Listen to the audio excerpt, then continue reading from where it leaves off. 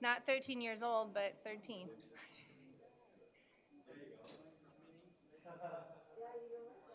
Ready? All right. Welcome, everyone, to our first regular board meeting for 2021. Happy New Year's. We are the Board of Supervisors meeting for January. I'm already jumped on to July. No, January 12th, 2021. And I'd like a roll call, please.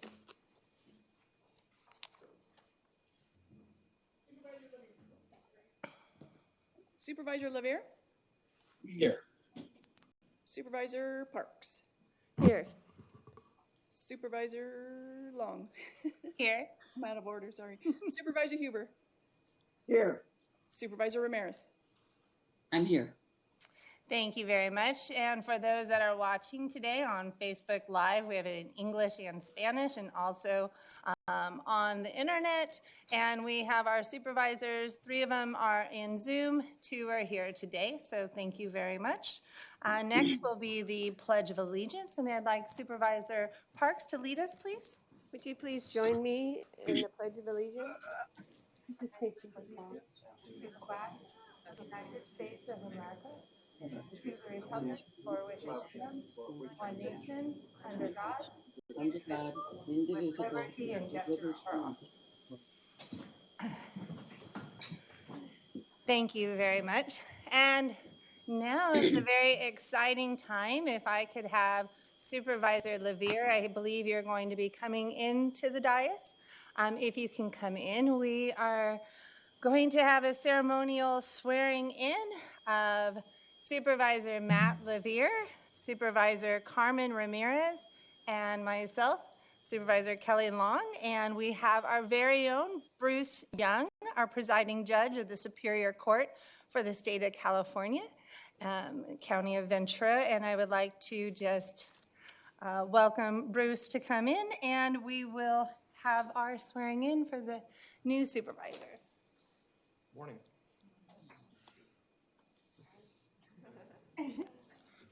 More voting citizens, that's always good to see here. Is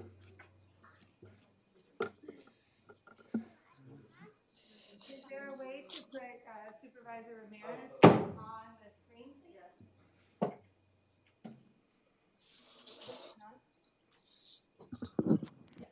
Okay, so let me just state that this is a very unique situation. We are having a swearing in where we have Supervisor Ramirez. That will be through Zoom, and we will have her on the screen, and then we will also have Supervisor Matt LaVere and myself here at the dais. Good morning, Supervisor. Good morning. We are waiting for Mr. LaVere to come in, and then we will start this off. Good morning, Your Honor. She said hello. Judge Young, good morning. Judge. It's been a while. Supervisor-elect, Mr. Ramirez, how are you? I'm really good. Good. As Thank you you. can see, it is true. We all look alike in the robes, okay? I just wanted you to. I know. No, I knew it was going to be you. I knew you when, and you knew me when, right, Ms. Ramirez? Way back, the way back machine, yeah. We're still standing. All right. Hi. Good. I know, it's really exciting. We have to stand far away. Yep. Social. There's an X. Okay. The record's going to reflect that the supervisor-elects are socially distanced here. Mr. LaVere, good morning, sir. I'm very socially distanced, very. If all 3 of you could raise your right hand, please. And there is going to be the state your name part, but this is not from Animal House, so you do state your name, okay?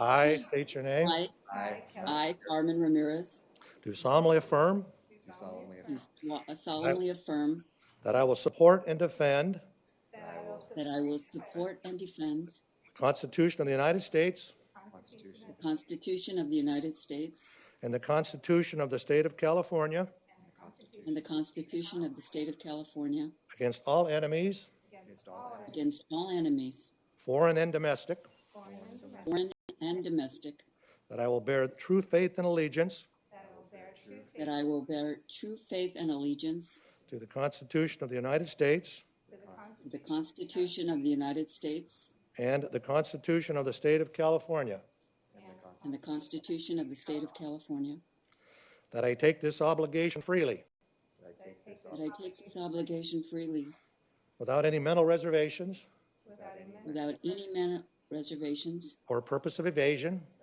or purpose of evasion, and that I will well and faithfully that I will well and faithfully discharge the duties upon which I am about to enter. discharge the duties upon which I am about to enter. Congratulations, you are all now formally sworn. Thank you so much.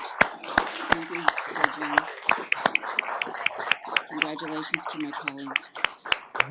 And I'm done here, but if your New Year's resolution is a job with challenges, it's already been accomplished. So thank you, best wishes and all, and thank you for all you folks do for the County of Ventura. I'm honored to So be- much. Stay safe. So with that, if I could just have a brief break for a second, I just wanted to walk my family out. So thank you very much.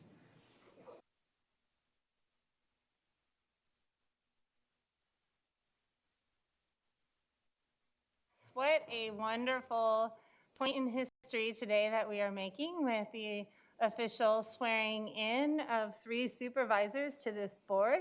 It's also very unique that 2 of them are new to this board. So we have 2 new board members. And as we move into the election of the chair and vice chair position for the Board of Supervisors, I just wanted to take a moment to say what a privilege it is to be chair of Ventura County's Board of Supervisors.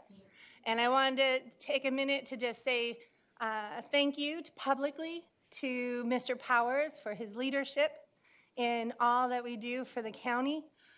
This year has been a whirlwind with fires, pandemic, COVID pandemic, and all the things that go along with that. We've had power shutoffs, civil arrest. We've had massive fires for California, in which our very own has been helping with that. And there's been so much going on in this year. I was reflecting last night saying, wow, what a year. And the only reason we got through all of this that we have is because of our staff that is here today watching on Zoom and in the audience, our community that is band together for the good of all, and our businesses, our nonprofits, our special districts, our school districts, and I just wanted to say thank you. Couldn't do this chair position without any of you. It's all a team effort here. I'd like to say thank you to my staff, Brian Miller, my chief of staff, Nancy Phillips, Matt Guthrie, and Manny Maharas, who have really been behind the scenes, making sure I know what's going on, and just really appreciate all their effort and help with all that is with chair. And so with that, Excuse me, I'm sorry, Chair Long. yes, We have 2 public speakers on the ceremonial swearing in that would like to speak. okay, so before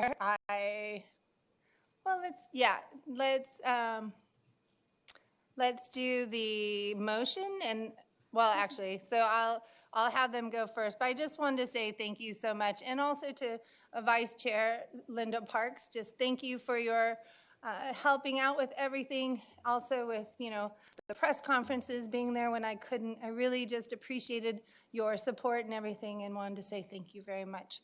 So with that, we have 2 public speakers. Yes. Go ahead. Melissa Campbell Langdell and Julie Tumamite Stensley. Okay, so Melissa first. Is she on Zoom? I can't Yes. see it. Okay, let's bring Melissa in. That's Julie. Let's go, Julie. Okay, let's go with Julie first. You have a minute and a half. Good morning, Thank Julie. you. Good morning to all of you. It certainly does take a village to get all the work done. So I appreciate the invitation from Supervisor Ramirez to be present this morning.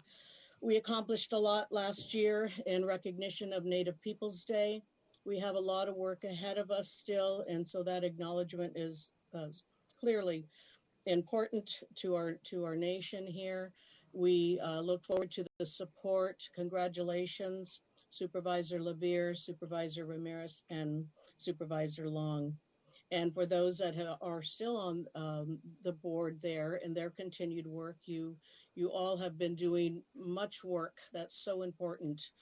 You are doing work now that's going to carry us through and into the future. So you have a lot of work. We will hopefully be able to, well, I won't say hopefully, we will engage and be part of this community and bring more awareness to who we are as the Native community here in Ventura County. So I ask Creator that the blessings that come for this year for everybody into a healthier, happier new year and into the future, that all families, all peoples here are taken care of, are shielded from the violence and the negativity that's here. So with that, welcome in the day. Thank you, Creator, for this beautiful day and this year. Thank you for allowing me to speak. Thank you so much, Julie. Thank you. And we have next is Melissa. Good morning. Excuse me. And it's such an honor to be with you all this morning, and especially for this occasion of the ceremonial swearing in of Kelly Long, Matt Levere, and Carmen Ramirez. And such an honor. A prayer. God, you have taught us that to lead, we must first have the heart of a servant. Jesus modeled this by washing his own disciples' feet. Thank you that you have called Carmen and these friends to the work of serving the county they love. Bless her and the other supervisors as they strive to serve all the residents of Ventura County. But give them a special heart, Lord, for those who do not have a voice, for the poor, the marginalized, the unsheltered, those who struggle daily with meeting their basic needs. Help them make people's lives more full of hope and less fraught, so that this can be a happier, healthier county for all. We also pray especially at this time for all healthcare workers, government workers, and essential workers as we try to stop the spread of COVID-19. God be with those who are dying and ailing. Bring healing to the sick and comfort to the dying, and be with families who have lost loved ones. May we always remember to have servant hearts in honor of those who take care of us. In the name of love, amen. Amen. Thank you. Thank you, Melissa. What a wonderful prayer. It's such a great way to start the meeting with hearing from some of our most astonished community members. With that, I also want to say thank you to those that are running this meeting. Lori and Brendan, just you guys make this move and happen. The guys in IT, I see you in the windows, and I'm going to wave to you. Thank you so much for making sure we're on top of things. Ashley Bautista and Rose Gonzalez, the clerk of the board, and our PIO, of making sure that our communication to our community is there and that we are reaching everybody no matter what the language is. There is no language barrier when we are doing county services. And so I want to say thank you very much to that as well. And so with that, it's this time of the year to pass on the baton. And so I would like to now move to our election of our chair and vice chair. And with that, I'd like to entertain a motion for the chair position. I move that we appoint Supervisor Parks as our next chair. Huber, second the motion. Okay, that has been first by Supervisor Levere and second by Supervisor Huber. Any further discussion or comments? With that, hearing none, I would roll call, please. Supervisor Long, Yes. Supervisor Levere, Yes. Supervisor Parks, Yes. Supervisor Huber, Yes. Supervisor Ramirez. Yes. Wonderful, and congratulations to Supervisor Parks for being chair for 2021. We will now move to the election of our vice chair, and with that, I'll entertain a motion. Move that we appoint Supervisor Ramirez as our next vice chair. Huber, second. Thank you, gentlemen. You're on top of it. We have Supervisor Levere, who's made the motion, and second by Supervisor Huber for the Supervisor Ramirez to be our vice chair for this board. And any further discussion? Please roll call. Supervisor Long, Yes. Supervisor Levere, Yes. Supervisor Huber, Yes. Supervisor Ramirez, Yeah, thank you. Chair Parks. Yes. And with that, that motion is approved. I would love to be throwing out confetti right now. This is great. We have two of our board's members. Our new chair for 2021 is Supervisor Parks, and our vice chair is Supervisor Ramirez. Welcome. Thank you so much for taking us into 2021. It's going to be a great year. It is certainly going to be a great year, and it's the one where we're going to get out of this COVID pandemic, right? I want to first and foremost thank you, Supervisor Kelly Long, and we have a plaque for you with a substantial gavel. Thank you. Thank you for your hard work over the year. As you said, a completely unprecedented year. And you stood up and helped our county take the lead in COVID response. Over 50, 70 press conferences, Board of Supervisor meetings. You really did serve us well. Really appreciate it. I know that it took a lot of time away from your family. I'd like to thank your family also. And just really appreciate your work. And we watched you grow as chair, and you did a substantial job, and very, very much appreciate it.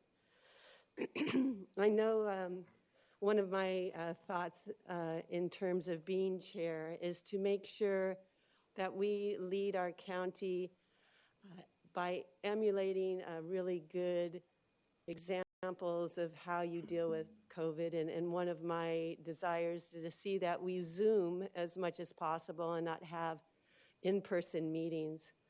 So that is something, right now we have 3 people at the dais, and I would not want that to expand. So in respect to all supervisors, I'd like to be able to rotate the supervisor seat that sits up here, and I know that Supervisor Ramirez, Supervisor Levere particularly would like to be up here too, so that is something that I would like to institute until we're out of these more difficult, most contagious times. I'd also like to see us have more meetings, but shorter, and so we'll work towards that. I think every chair wants to be able to shorten the meetings and certainly be on time when we can. So I will also work towards that. We have a lot to do this year. I see, that wonderful light at the end of the tunnel. So we are all going to work towards that. It is nice to be able to be at a time when you know that it is going to come to an end, and looking forward to that great time when it is. So appreciative of our wonderful staff. These are such difficult times. We're kind of like building the airplane in the air, and we are doing a great job. And we are also here, most importantly, for the public. And we do want to hear from you, and we do want to be able to make changes and adjust ourselves in accordance to the will of the people. I have other board comments, but I will save those for when we are in our board comment times. But I will be looking at doing a resolution regarding the siege on the Capitol. At this time, I will go back to our minutes, ask that we have a motion on item 6. This is the minutes of the meeting of December 15th. Do we have a motion? Huber, so moved. We have Second. a motion. And Supervisor Levere is a second to the motion. I have a Could we question, please if I have the roll could, call? Madam Chair, Yes. perhaps for council. I would like to abstain from the December minutes, but vote yes for the January 5th, as I was not present. I was not a voting member on December 15th. So I'd like to be able to do that. Thank you. if And that's these are for possible. both the January and 5th and December 15th. Yes. And Supervisor Ramirez would like to abstain from the December 15th. Could we please have the roll call? Supervisor Long, Yes. Supervisor Levere, Yes. Supervisor Huber, Yes. So Supervisor Ramirez is yes on January 5th and abstaining on December 15th. Yes, thank you very much. Chair Parks. And yes for that. Thank you. And now we will go on to the next item on our agenda, which is agenda review with our CEO, Mike Powers. Thank you, Chair Long. Chair Parks, all right, now I have to switch. Thank you, yes, Chair Parks, thank you so much. I do want to also just acknowledge Supervisor Long's leadership during the year, ever-present, supportive here locally and in Sacramento. And also just welcome again Supervisors Levere and Ramirez. They and their teams have just jumped in, all in, great support, asking great questions, and just excited to have the board dynamic that we have. So with that, item 12, COVID-19 update comment letter from John Fonte has been submitted. Item 28, Healthcare Agency authorization for the Healthcare Agency Director to sign an agreement for Assistant Chief Medical Informatics Officer and Medical Director of Sexual Assault Nurse Examiner. A revised board letter and revised Exhibit 3 have been submitted. Item 32, Public Works, approval of the plans and specifications including Addendum 1 for the pavement resurfacing Norway Tract. Request removal from the agenda. Item 37, Public Works, authorization for the Public Works Agency Director to sign a contract with R3 for solid waste and organics management consulting services. A revised Exhibit 1 was submitted. Item 43, Board of Supervisors, recommendation of Supervisor Levere to appoint Chris Stevens to the County of Ventura Planning Commission. 16 comment letters have been submitted. Item 44, Board of Supervisors, recommendation of Supervisor Parks to resume the county's annual funding of the Ventura County Resource Conservation District. A comment letter from Teresa Jordan has been submitted. Item 47, CEO's Office, conceptual approval of a new business assistance grant program. A board letter and Exhibit 1 have been submitted. And that's it. Thank you. Thank you very much. And with that, then we will go on to our moment of Madam Chair. Actually, can I ask a question? Please. Oh, Supervisor Levere, go ahead. Just one item on the that agenda is review. I'd ask that we pull and continue item 43, which is my appointment, to a future meeting date.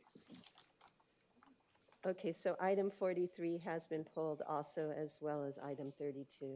Continue to, Would you like to continue it to the next meeting, Supervisor Levere?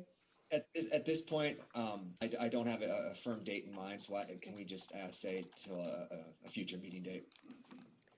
Thank you, and I do want to just comment on the tremendous respect that I have for Chris Stevens. I'm sorry that that will have to be changed, and then with that, are there any other comments regarding the agenda review? No, I was just wondering if Supervisor Levere was going to make a comment on that, so that's where I was. Thank you. No other comment. Thank you. Okay. And with that, then, can we have a motion to approve the agenda as revised? All motion? We have a motion Second? and a second to the motion. Supervisor Ramirez? Yes. Thank you. Yes, I'll announce who that is so you know. Thank you. Thank you. And could we have the roll call? Supervisor Long? Yes. Supervisor Levere? Yes. Supervisor Huber? Yes. Supervisor Ramirez? Yes. Chair Parks? Yes, thank you. And Supervisor Long, I believe that you arranged to have a moment of inspiration this morning. I did. I wanted to make sure that we set you up correctly for the 2021 with a moment of inspiration. And we are very proud to have our very own code compliance. And we felt that it was important for everyone to understand all the great work that we are doing in code compliance with our business ambassadors and making sure our community is safe with COVID-19. So I will pass it on to you. Thank you very much. Good morning, Honorable Board of Supervisors, Mike Powers, and others in attendance. I'm Doug Leeper, and I'm the Director of Code Compliance for the Code Compliance and Weights and Measures for the Resource Management Agency. And I'd just like to thank you for allowing me this time to speak to the work performed by the division I supervise. As you may or may not know, Code Compliance is the investigative and enforcement arm of most violations of planning and building codes. Okay, got to get glasses out, and they're going to fog up with the mask. Sorry, so bear with me. Of most violations of the planning and building codes in the unincorporated area of the county, these are issues not only of safety, life safety, but fairness and adherence to laws set in place by you and your predecessors. It's often been said when we do our job right, bad things don't happen. Weights and measures is the regulatory section that inspects and verifies or seals all weighing, dispensing, and retail scanning devices throughout the entire county. These are issues of consumer protection. In a typical year, code compliance receives well over 500 reports of violations in addition to regulating over 200 temporary rental units or vacation rentals. And many of these issues are life safety. In a typical year, Weights and Measures inspects and verifies thousands of devices, every gas pump, every scale, from the tiniest of jewelry scales to the largest of 18-wheeler scales. When violations are discovered, notices are provided, and everyone is provided an opportunity to voluntarily comply. We don't start off heavy-handed. We try to have a conversation, educate, inform, and encourage. We do issue cites and fines and penalties from time to time to those folks who may not want to have a conversation or be educated or encouraged. But I will say that compliance, not money, is the goal of code compliance and weights and measures. Gratefully, most folks comply without the implementation of enforcement tools, which makes our job so much easier. A second ago, I said, in a typical year. Well, this has been a non-typical year. Anything but typical. We were asked if we could help out with the COVID-19 response and created COVID Compliance, a hotline and email box where we have received well over 25,000 emails and phone calls reporting concerns, asking about questions and clarifications of orders. What can I do? What can't I do? Complaining. I even got an email from Satan. That's the first in my career, actually. But the folks that came in to help with this, initially it was myself and Senior Officer Dean Faniff. And soon we had to enlist the help of disaster service workers and other code enforcement staff. And they have more than risen to the occasion in their professionalism, in their response to what's been before us. The dedicated Weights and Measures folks have been in the field inspecting and verifying devices for consumer protection every day. It's a state mandated essential commerce issue, and they didn't take a break. They've been out there protecting the consumers of our county every day. Code compliance, we tried to shift and add new tools, remote inspections, but we still responded to our complaints and reports and those issues of life safety. It's been anything but a typical year. And I want to thank the staff, all 20 of my permanent staff and the 6 ambassadors that have been assigned to us for their persistence and hard work, but above all else, their patience and professionalism through this rough time. Although some folks don't think so, they have served the residents and businesses and business owners of the county well, and they inspire me. Thank you. Thank you so much, and to be able to, as things happen, to be so flexible, to be able to step into new jobs like that, using the great experience that you have. I have so much admiration for the work you do and all of our staff that are out there responding to COVID. Thank you so much. Thank you, Supervisor Long, for having this moment of inspiration so we can remember 25,000 emails. It is astounding, and just really kudos to you and your department and your great crew. Thank you so much. Well, and I also wanted to highlight the fact that he is also receiving emails and phone calls from businesses that are following the rules and regulations and stating, why me? Why do I have to follow the rules and other people are choosing not to? Yes. And so really appreciate, those are tough conversations that our code compliance have to have. with our community. And we really urging everyone to follow the stay-at-home or from the state orders, because it's imperative. We see the hospitals where they are, and we need to help our healthcare system to not have to be so overbearing with COVID. We'll be talking about it later on today, and I just want to say thank you, because I've been out with code compliance, and on a normal year, it's hard enough as it is. When you're shutting down a restaurant because the refrigerator isn't at code compliance, and that's food issues, or you're shutting down a pool because there's not enough chlorine in it and it's not safe for people, to have this type of conversations. And I appreciate also your guidance in helping with getting people back in to compliance. We're not here to shut people down. We're here to keep moving forward together and to be able to be in the rules. So I just thank you so much.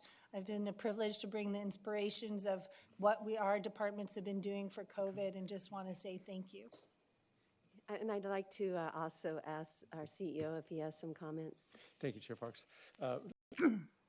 So much has been said, but this is the only program that I know of in the state out of 58 counties that has an ambassador program like this. So I just really appreciate Doug, Kim, Charles, everybody who's been a part of this. The city partners, they partnered with, they visited over 15,000 businesses. That sounds like a made-up number. It's not. And it speaks to the great partnership with our businesses who are overwhelmingly doing it right. But I think that partnership that you showed with them is incredibly supportive. And I too would like to mirror that. It's not been code compliance and my staff and the disaster circles workers alone. It has been the staff in code compliance in every one of the incorporated cities, not to mention That's right. public health and Dr. Levin, Charles Ginkel and environmental health. Kim Prellhart is our director. It has been absolutely a group effort. We've done a lot, but we couldn't have done it on our own. And so I feel very fortunate to have that circle of professionals around me, and then those folks that I have the very great and distinct privilege to supervise under me. It's nothing more than miraculous to me what we've done as much as we've done. And what a great way to approach it, ambassadors. You know, Yes. that we are there to assist the businesses to be able to meet the requirements. And whoever came up with that, it's a great approach, because that's what we want is to help them to become compliant. And as you say, they all want to, except for that's very small few. Very true. Mm-hmm. Thank you so much. My pleasure. Thank you. And so with that wonderful moment of inspiring all of us, we'll go to our consent agenda items. And this then would be items 16 through 41, with the exception of item 32. Do I have a motion? I'll move. Huber, so moved. I'll second. Ramirez seconds.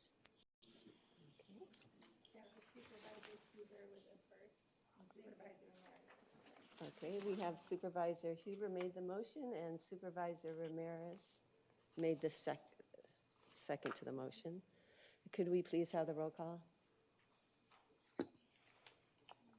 Supervisor Long, Yes. Supervisor Levere, Yes. Supervisor Huber, Yes. Supervisor Ramirez, Yes. Chair Parks. Yes, thank you for that. And now our next item on the agenda is agenda item 10. And this is to consider the various boards and commission assignments that our Board of Supervisors will hold for the next year. And there are many.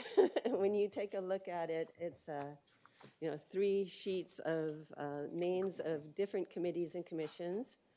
And because we have 2 new supervisors, we have a lot more slots to be filled. And it also gives an opportunity for the other supervisors to do some switching up. And so I've made a proposal, and I hope that each of the supervisors has received it. Have you received it, Supervisor Huber?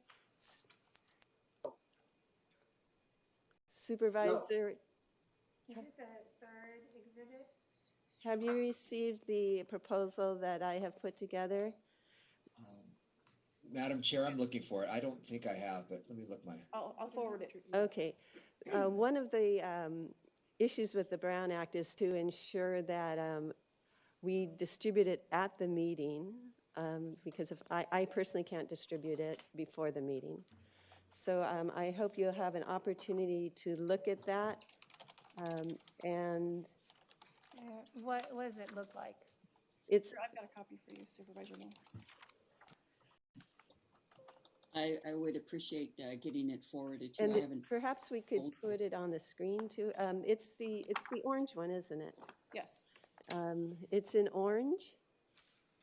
Mine says Zaragoza and Bennett. Uh, Oh, new one. Thank you. It's a new orange one. New orange one. Okay, so this new orange one lists the 2020 appointee and then the proposed 2021 appointee. And then it also has the alternate, what it was last year, what I'm proposing this year. And it's for all the boards listed. I'm sending it to the boardroom as well. Okay. Oh, good. Thank you. That way the public will be able to see it. Thank you. Would someone email it to me, please? Thank you. I want to make sure I have the right one. Oh, shoot.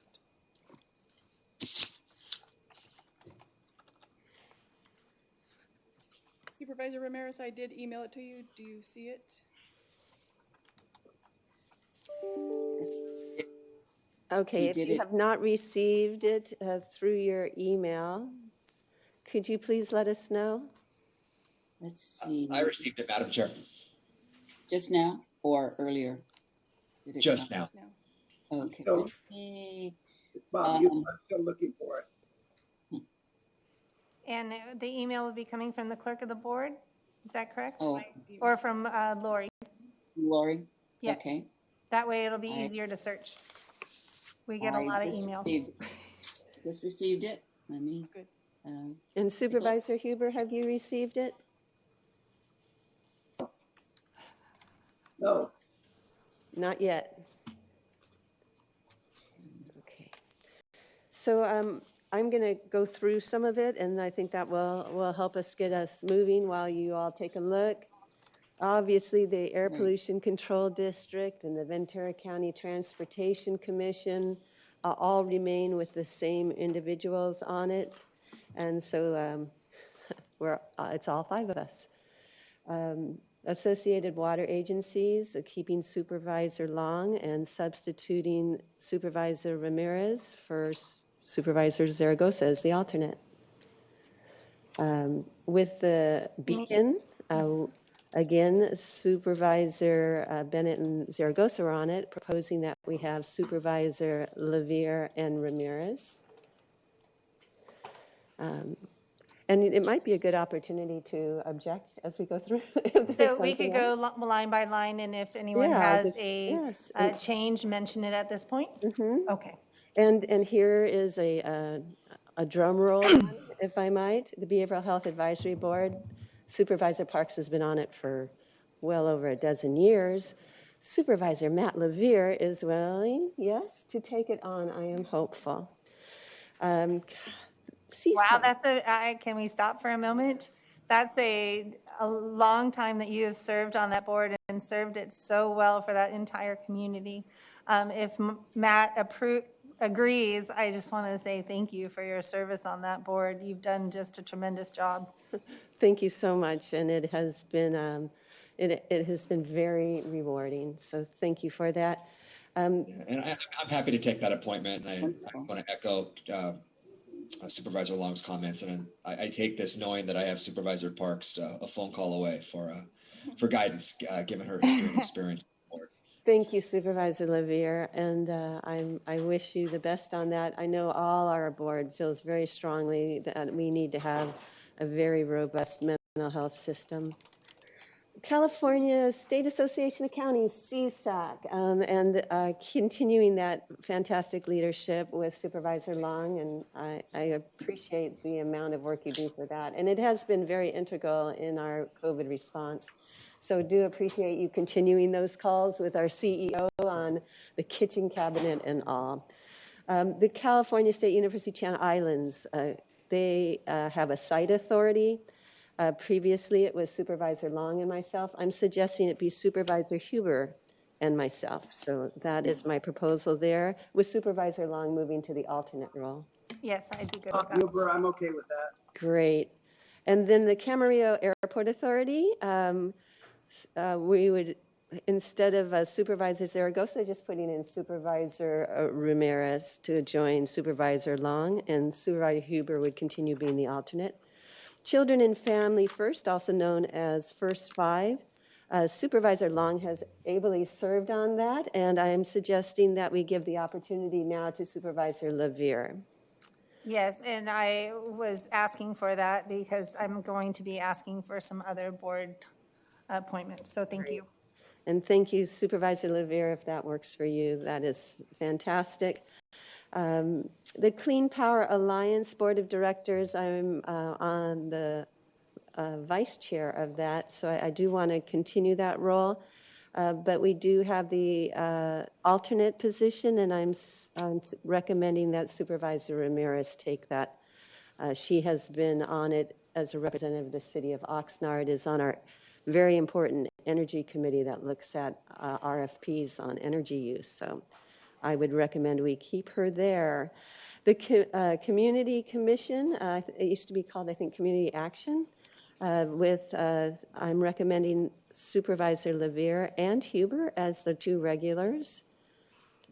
The Eastern Ventura County Conservation Authority, recommending we keep that as it is, the two East County supervisors. Economic Development Collaborative, again, recommending we keep it as it is with Supervisor Long and Huber, with subbing in Supervisor Levere as the alternate.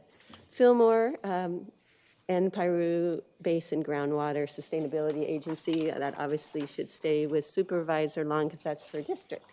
Yes, and I'm very integral on the Groundwater Sustainable Agency. Appreciate our staff's work on that as well. The Finance Planning Committee, that is the chair and vice chair. So that would be then Supervisor Ramirez and myself. Fox Canyon Groundwater Management Agency, we had Supervisor Bennett on it. I'm recommending Supervisor Ramirez. And then the alternate was Supervisor Zaragoza, so I'm recommending Supervisor Levere. And with that, I'm recommending myself as the appointee for the Fox Canyon. Since I've been on this seat, I have been diligently asking, since it's in my district, to be on the Fox Canyon groundwater. So if Carmen would be okay in being an alternate, or if Matt, I would like that appointment. And so I want to make sure I'm clear on that. I've asked for the last 4 years. Thank and you. with tenure, I think it's appropriate.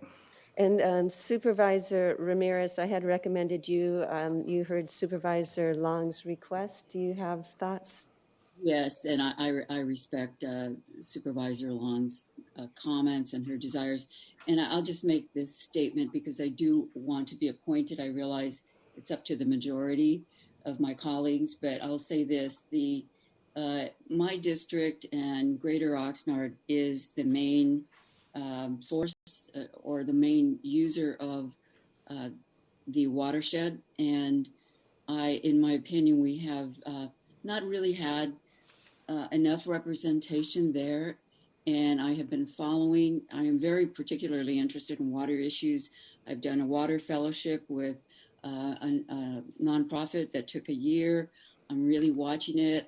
Some of you know that water issues are very sensitive to particularly the city of Oxnard. I know what's coming in terms of mega drought. I'm very interested in a fair allocation of this most precious resource for our cities, businesses, and of course, agriculture. So I guess we will have a vote on that. And I do respect Supervisor Long's deep interest in this. So let's see what happens. Okay, so we'll hold that one and continue unless others have comments on this particular item. The Gold Coast Transit Board, instead of Supervisor Zaragoza, I'm recommending Supervisor Levere. and with an alternate as Supervisor Ramirez. And of course, Gold Coast Transit is in that West County. Harbor Visioning Committee, this is a new one I added. I know Supervisor Long has been on it, but I was thinking Supervisor Levere might be a good addition to that because he has a harbor in the city of Ventura that he's been involved with, and I thought he might be able to bring that experience to it. So, Well, and so that people understand the visioning committee, this is a new one that's been on the list. I stepped in as the chair for the Harbor Visioning Committee, which is with Mark Sandoval and community members in the city of Oxnard, as we have been working with the harbor for the visioning. So I appreciate the time and effort, and I think Matt would be a great representation for there. So appreciate it, and Matt, just give me a call, let you know what's going on. okay, and I have to say that I just kind of threw this in there because I know Yes. it's something that the board has not appointed in the past, but Right. that you served on. I thought it would be a good idea for us to discuss that, but I will go to Mr. Walker, our county counsel. Thank you, Chair Parks. I just want to point out for the record, this is not a committee that your board has created. Therefore, it's not a Brown Act committee. And simply what your board's deciding is who among you can participate in those meetings. But just to be clear for the record, this, unlike all of the others on this list, this is not a Brown Act committee. Thank you. Would it be more of an ad hoc committee? Yes, okay. Yes, it is an ad hoc committee. There is no other board members that are on that committee. That's one way of looking at it. Number 18 is the healthcare plan. That's the standing committee, and I'm suggesting Supervisor Levere for that. The Information Technology Committee, also looking at keeping Supervisor Huber on it, but adding Supervisor Levere in replace of Bennett. Justice Policy Council, recommending that we have Supervisor Huber, who was on it before, and bring in Supervisor Ramirez, who has extensive experience in justice issues. Also, we have the Juvenile Justice Coordinating Council, and following that, also thinking Supervisor Ramirez would be good on that, an attorney on those issues, and continuing with Supervisor Long as the two representatives. Medical Center Oversight Committee, I'm recommending we keep Supervisor Long on it, and instead of Bennett, we'll add Supervisor Levere. Oxnard Airport Authority, looking at, instead of Supervisor Zaragoza and Supervisor Long, we'll have Supervisor Long and Supervisor Ramirez. The Regional Defense Partnership, also known as RDP, looking at keeping Supervisor Long on there and replacing Zaragoza with Supervisor Levere. Also looking at the Santa Monica Mountains Conservancy. I'll continue on that since I've got the Santa Monica Mountains in my district, which I just love. Southern California Association of Governments, SCAG, and we gave that to Supervisor Ramirez in a previous meeting, and then also keeping Supervisor Huber as the alternate. The Transit Committee in Heritage Valley obviously should continue with Supervisor Long. Treasury Oversight Committee, Supervisor Levere would be replacing Supervisor Zaragoza.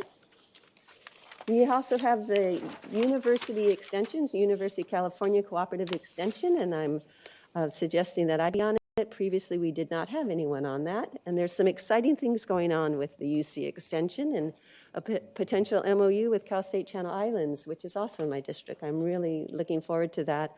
I don't know if we've had the UC and the CSU get together like that before, so that's exciting. The Urban Counties of California, to keep Supervisor Long on it and add Supervisor Levere as the alternate. VCOG, Ventura Council of Governments. Oh, definitely thinking Supervisor Huber should remain on that if he's desirous. And we also have the Animal Services Commission, and I'm recommending Supervisor Ramirez with a alternate as Supervisor Huber, who has been on that before too. The Ventura County Emergency Planning Council, again, this goes to the chair and the vice chair, so that would be myself and Supervisor Ramirez. Ventura County Employees Retirement Association, Supervisor Long is on it, recommending she remain on that. The Medi-Cal Managed Care, this is also known as COATS. Supervisor Zaragoza is on it, recommending Supervisor Ramirez is on it. This is for many people who are on Medi-Cal, and I know a lot of constituents and Supervisor Ramirez are in that program, so a fitting appointment. Ventura County Public Financing Authority, again, that's all of us. Ventura County Regional Energy Alliance. I'm on it, and I'm recommending that I step off and Supervisor Levere step up. He's interested in clean energy issues, as well as keeping Carmen Ramirez as the alternate there. I know that she's been on it for the city of Oxnard, so I'm glad that she'll have that opportunity as an alternate too. And again, Transportation Commission, we're all in it. And then finally, LAFCO, Local Agency Formation Commission. I've been on it, and actually Supervisor Ramirez has been on it from the city of Oxnard, so I'm recommending the two of us continue on that and have Supervisor Levere be the alternate in place of Supervisor Bennett. So if everybody's happy with that, what we could do is we could vote for all the recommendations except for Fox Canyon, and then have that be a separate vote. So with that, I would ask if there is a motion to accept the proposal except for Fox Canyon number 15. I motion I to, would so move. oh, we have any comments? Is that what you're saying? Okay. We do have public comments on this, and I believe you had several speakers. So let's go ahead and go to the speakers who have been lined up for this. We just have one public comment, and she is on video, Marcella Klein-Williams. Okay. And the name is Marcella Klein-Williams. Klein-Williams. Are you available, Ms. Klein-Williams? Minute and a half or 3 minutes? How much time would you like to give her? Yes, I am. Are you able to see me? Yes, please. We'll give you a minute and a half. Thank you. Okay, thank you. So I am a public educator, and like all of you who are public employees, I'm required to sign an oath of affirmation.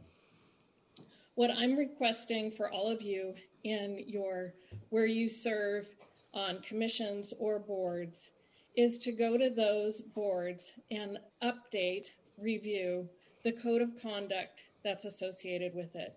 What we've seen in this past week are just incredible actions at the Capitol. And in order to ensure that all public employees are following that oath of affirmation, I encourage you to encourage the leaders to move swiftly and decisively to hold their employees accountable for their actions. So that is my request on your boards and commissions that you lead on, is to update and review the code of conduct and hold leaders accountable for ensuring the behavior of their employees. Thank you very much. Thank you very much for your astute comments. We appreciate it. And we do realize that our board sits on at least 39 different committees and commissions and boards, and we have an opportunity through that leadership to instill to the best of our ability the good conduct of all employees and ourselves. So with that, can we have a roll call? I believe. Can I make a motion to approve the items except for Fox Canyon? And just to clarify for the CSAC appointee, it also includes NACO, our National Association of Counties, because those that serve in the state move up and do that also on the federal side. So I look forward to working with Matt Levere. Thank you. And I asked about NACO, and I was told that it's not really an assigned. No, it's But yeah. supervisors do go to it, and we so much appreciate you going to it. But I don't think that we can actually assign, and at least that's what I was told. But No, I was just stating that that's the process, is those that are assigned to CSAC then does the NACO stuff. So thank you. yes, it does make Whatever sense. the logistics is. Right, and also to invite all supervisors interested to participate, correct? Thank you. Yes, thank you. So I guess we didn't have a motion yet, so now we have a motion for all but Fox Canyon. Do we have a second to the motion? Huber, second. Supervisor Huber seconds, and now can we have a roll call? Supervisor Long, Yes. Supervisor Levere, Yes. Supervisor Huber, Yes, Supervisor Ramirez, Yes. Chair Parks. Yes, and since I did submit this, I'll go ahead and follow through with recommending Supervisor Ramirez for Fox Canyon with Supervisor Levere as the alternate. Is there a second to the motion? I'll second it. Supervisor Madam Ramirez? Chair, Yes, I have a question for staff on this. Is now the appropriate time? certainly. Is Mr. Pratt in the boardroom? I'm not sure. I guess my question is, I mean, I obviously have a world of respect for both Supervisor Long and Supervisor Ramirez, and so I want to make sure I'm just making an objective decision here. And to me, a lot of that has to come into who has more residents, impacted by water service with Fox Canyon. And I was curious if Mr. Pratt can fill me in more in terms of the actual residents impacted by this water service with the District 3 and District 5. Thank you for being here, Mr. Pratt. You are the administrator of the Fox Canyon Groundwater Management Agency, and you heard Supervisor Levere's question. Yes, ma'am. Jeff Pratt with Public Works and Executive Officer for Fox Canyon, for the record. The answer to the question is Oxnard has more residents. And Oxnard pumps more groundwater, if that was part of the question. Yes. And I would like to also say that there's not just the municipal use, but there's also the agriculture use on it.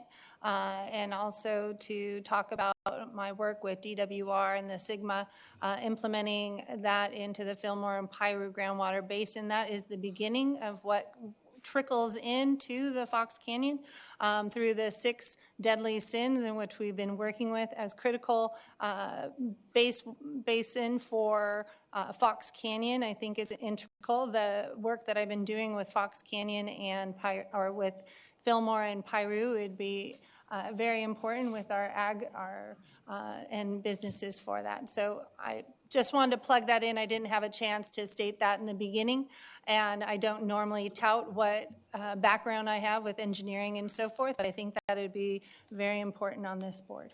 Thank you. And I did absolutely support you. As you recall, for the Fillmore Piru Basin, it made complete sense, and it was a little controversial even then, but I know that you have served well there, and it makes complete sense because that is in your districts. Absolutely. And Madam Chair, I'll just say this. I know we have 2 supervisors who are incredibly interested in this position, and I'm willing to give up my alternate spot to whoever I guess doesn't get the primary spot. I think it's important that we have both voices at this table. Thank you. So right now there is a motion on the table. Did you want to amend the motion, Supervisor Levere, or we can just go forward with the vote and then we can try again if it doesn't pass? I guess I'd ask for a friendly amendment just to whoever. Okay. So right now we have a motion and a second. Could we have the roll call then? So the second is Supervisor Levere? No, the second is Supervisor Ramirez. Ramirez? For Supervisor Ramirez and Supervisor Levere to hold the position? Yes, Levere would be the alternate as, that's what I had proposed. So that's what I'm bringing forward. Supervisor Madam Long? Chair, would you entertain a friendly amendment to make the alternate spot whoever, I guess, I don't know how we do this until the vote's taken, but I guess we can deal with this on the back end as well. I know that we have 2 very interested voices and I want to make sure both are heard. So we can keep the motion as is. Okay, so we'll go through this motion and see how that goes. Supervisor Long? No. Supervisor Levere? Yes. Supervisor Huber? no, Supervisor Ramirez? Yes. Chair Parks? Yes, thank you. And so I know people are anxious to get to the COVID discussion. May I ask a question? So Supervisor Levere, you had asked that with this, you would entertain a motion to have the alternate be switched to the person that was not voted in. Would you make a motion to put the alternate as myself? I absolutely. I would move that we appoint Supervisor Long as the alternate. To the Okay, so I believe technically that would be a vote to reconsider, would it not, Mr. Walker? Technically, it would be. Okay, so let's do Both that. Supervisors Levere and Ramirez, since they were voting in favor of it, can make that motion to reconsider. Okay. So we are going to have a motion to reconsider. Do I hear a motion to reconsider? I do. I would move that we reconsider this one item with Do we have a second? With the primary being Supervisor Ramirez and the alternate being Supervisor Long. Thank you, and Second. I'm sorry to interrupt you, Supervisor Levere. Is there a second to the motion? I second it. Okay, could we please have roll call on a vote to reconsider? Supervisor Long, Yes. Supervisor Levere, Yes. Supervisor Huber, yes, Supervisor Ramirez, Yes. Chair thank you. Parks. Yes, and is there a motion now for chair, for the regular and the alternate? I'll make that motion. Okay, so this would be with Supervisor Ramirez as the regular, as I understand it, and Supervisor Long as the alternate. Is that correct? Correct. Okay, Thank you. we have a motion. Is there a second to that? second, Supervisor Huber seconds the motion. Could we please have a roll call? Supervisor Long, Yes. Supervisor Levere, Yes. Supervisor Huber, yes, Supervisor Ramirez, Yes. Chair Parks. Yes, thank you. Great. I'm glad we have that taken care of, and the public can see what a tremendous amount of work that we do other than at the Board of Supervisors. So we next have our calendar, and again, I apologize for the delay. Has the rest of the board received the proposed changes to the calendar that I have brought forward? Have we already sent that to the Board of Supervisors? Yes. Good. I hope you've had a chance to look at it, and if you are satisfied with what you see, this was revised draft. If you want to look at it, I think May was one of the ones we focused on, having the 11th and 18th, and April has 3 meetings, so. With that, approval, we have a Second. motion to approve the revised draft. Takes in your comments, Supervisor Long. Thank you very much. I appreciate discussing with this, and I think that is appropriate. I think we have a motion and a second. It's great. Who was the second to the motion? Levere, I was, Madam Supervisor Chair. Levere. Thank you very much. Okay, with that, then, can we have roll call? Supervisor Long, Yes. Supervisor Levere, Yes. Supervisor Huber, yes, Supervisor Ramirez, Yes. Chair Parks. Yes, thank you all for that. Administrative stuff. Let's move on to agenda item 12. This is to receive a report regarding coronavirus, and I'm going to start off with our CEO, Mr. Mike Powers. Thank you, Chair Parks, board members, and community members. If I could get a clicker real quick. Oh, I'm so sorry. That's okay. Wonderful. Thank you so much. Okay. All right. Well, we know what the numbers are, so we're just going to get right to talking about what we're doing about it. And the number one priority we know for your board and for our community is vaccinations. So let's get right to it. Just to outline right up front how we are leading this approach here at the county. It is a county-wide effort, including, as you know, led by Healthcare Agency, our office, OES, and Public Health. And the spirit and the theme behind this is whatever it takes to get it done. All hands on deck, literally. And any resources that are necessary, we will provide, and we will provide quickly. We want staff to be nimble and move quickly. And just to give you a sense of, there are more than just nice words. I think the way our testing program has gone can demonstrates 2 things. First of all, just to give you a quick update, Ventura County right now actually has the #1 amount of testing in the state. Ventura County is doing more testing per capita than any county in the state. It used to be San Francisco, and I believe Santa Clara County did the most, and now a great reflection on our community, heeding the call to action, getting out and getting tested.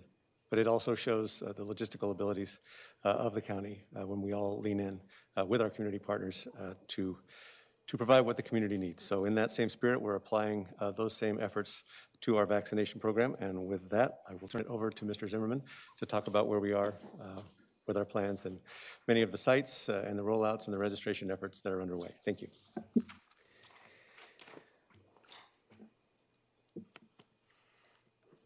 Thank you, Mr. Powers. Chair Parks, congratulations. Members of the board, Barry Zimmerman, Healthcare Agency, here to give a little update on the vaccination progress in rolling out our efforts. First, a high-level overview of the, if I call it the supply chain or the methodology by which vaccinations are received and from the federal, state, down to the local area.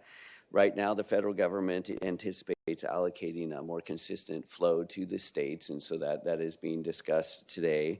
There is some variable associated with the strategy on that, whether or not they are going to maintain a first dose, second dose strategy, or whether or not they are going to go with first dose and elongate out the second dose strategy.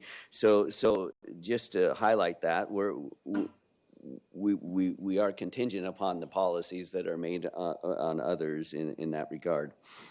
So as of January, the state has allocated about $2.9 million. It represents about 3.6% of the total state population. I can say at this time, our first dose and second dose of receipt, it does not equate to the same number. We're about at 1.7% if you work out the math that way. Some of the variables we're trying to manage is inconsistent vaccination distribution from the state on a consistent basis to the counties in order to plan, operate, and run the locations. It needs to have a stable supply line. And so we are working with the state to shore that up, as well as Dr. Levin is making multiple attempts and conversations with the state to secure as much vaccine as we can be allocated for our residents here. So moving on to the specifics within the details of the local efforts now, we've received about 28,000 first dose vaccines, about an equivalent number of the second dose vaccines there. Just as a reminder, the second dose vaccines had just commenced this past week. Late last week would have been the 21-day period from the first initial start of the vaccination efforts. And so we are in that second round of those that went through the first round to start getting their second round. As a reminder, the Pfizer is recommended a 21-day wait period, no sooner than 21 days. So it lags after that, and then for the Moderna is 28 days in that. To date, we've countywide a total of 15,500 vaccinations have been administered to individuals. This does not include that the federal government also has a program at the base that are vaccinating individuals there.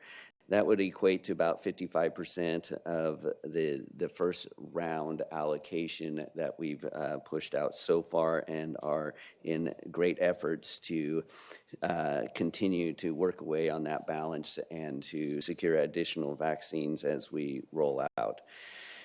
We currently have multiple sites set up to administer the vaccination. The South Oxnard location is one location, was our first site set up and is operational. The fairgrounds went live yesterday, and so that is starting to roll out to secure appointments as well as to stabilize that operations there. There is a first responders site that is also being set up that will service primarily the first responder community, as it's been large enough to designate a location, and it's easier to simplify that down to one location. That should be up and operating tomorrow is the goal there. And also, we are working with the pharmacies that have registered and qualified to administer vaccinations. Some of them are part of a federal program. Some of them have come forward and participating with us in that there. We currently have 7 Vons locations that we are assigning and putting vaccinations through them to service a number of populations there. With the opening of the fairgrounds yesterday, it was a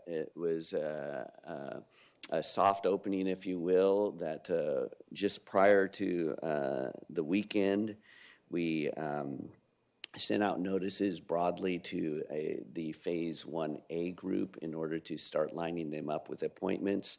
As of yesterday, we had over 4,200 appointments already scheduled and are building out as the staffing schedules get finalized and so forth, and building that up to a higher capacity there. So we're very encouraged that that is moving forward. And will you review for our community what Phase 1A is? Yep. Thank you. So as I mentioned, Phase 1A is our current level that we're vaccinating right now. And in summary, that is the healthcare industry. And I know there's been some confusion on that, or people desiring to say that they're within that group. We have on our website a more comprehensive list. It is quite lengthy who is eligible within the 1A population, but in general, it is the healthcare industry. We started first with the top tier in that, and that would have been the acute care facilities, hospital systems, urgent cares, those type things that are dealing with emergency response. Was the priority. We satisfied that, and per guidance by this state, we have now opened 1A at its entirety at this point in time. So communications have gone out directly to many of the associations, like primary medical clinics, those type things, dental associations, and so forth, in order to notify them that they are eligible now to sign up. We try to segregate where they go in order to just distribute the workload a little bit now between South Oxnard and the fairgrounds. That is in effort. We have now set up a landing page for those that are invited to come through a single portal in order to start streamlining that process as we move forward in that effort.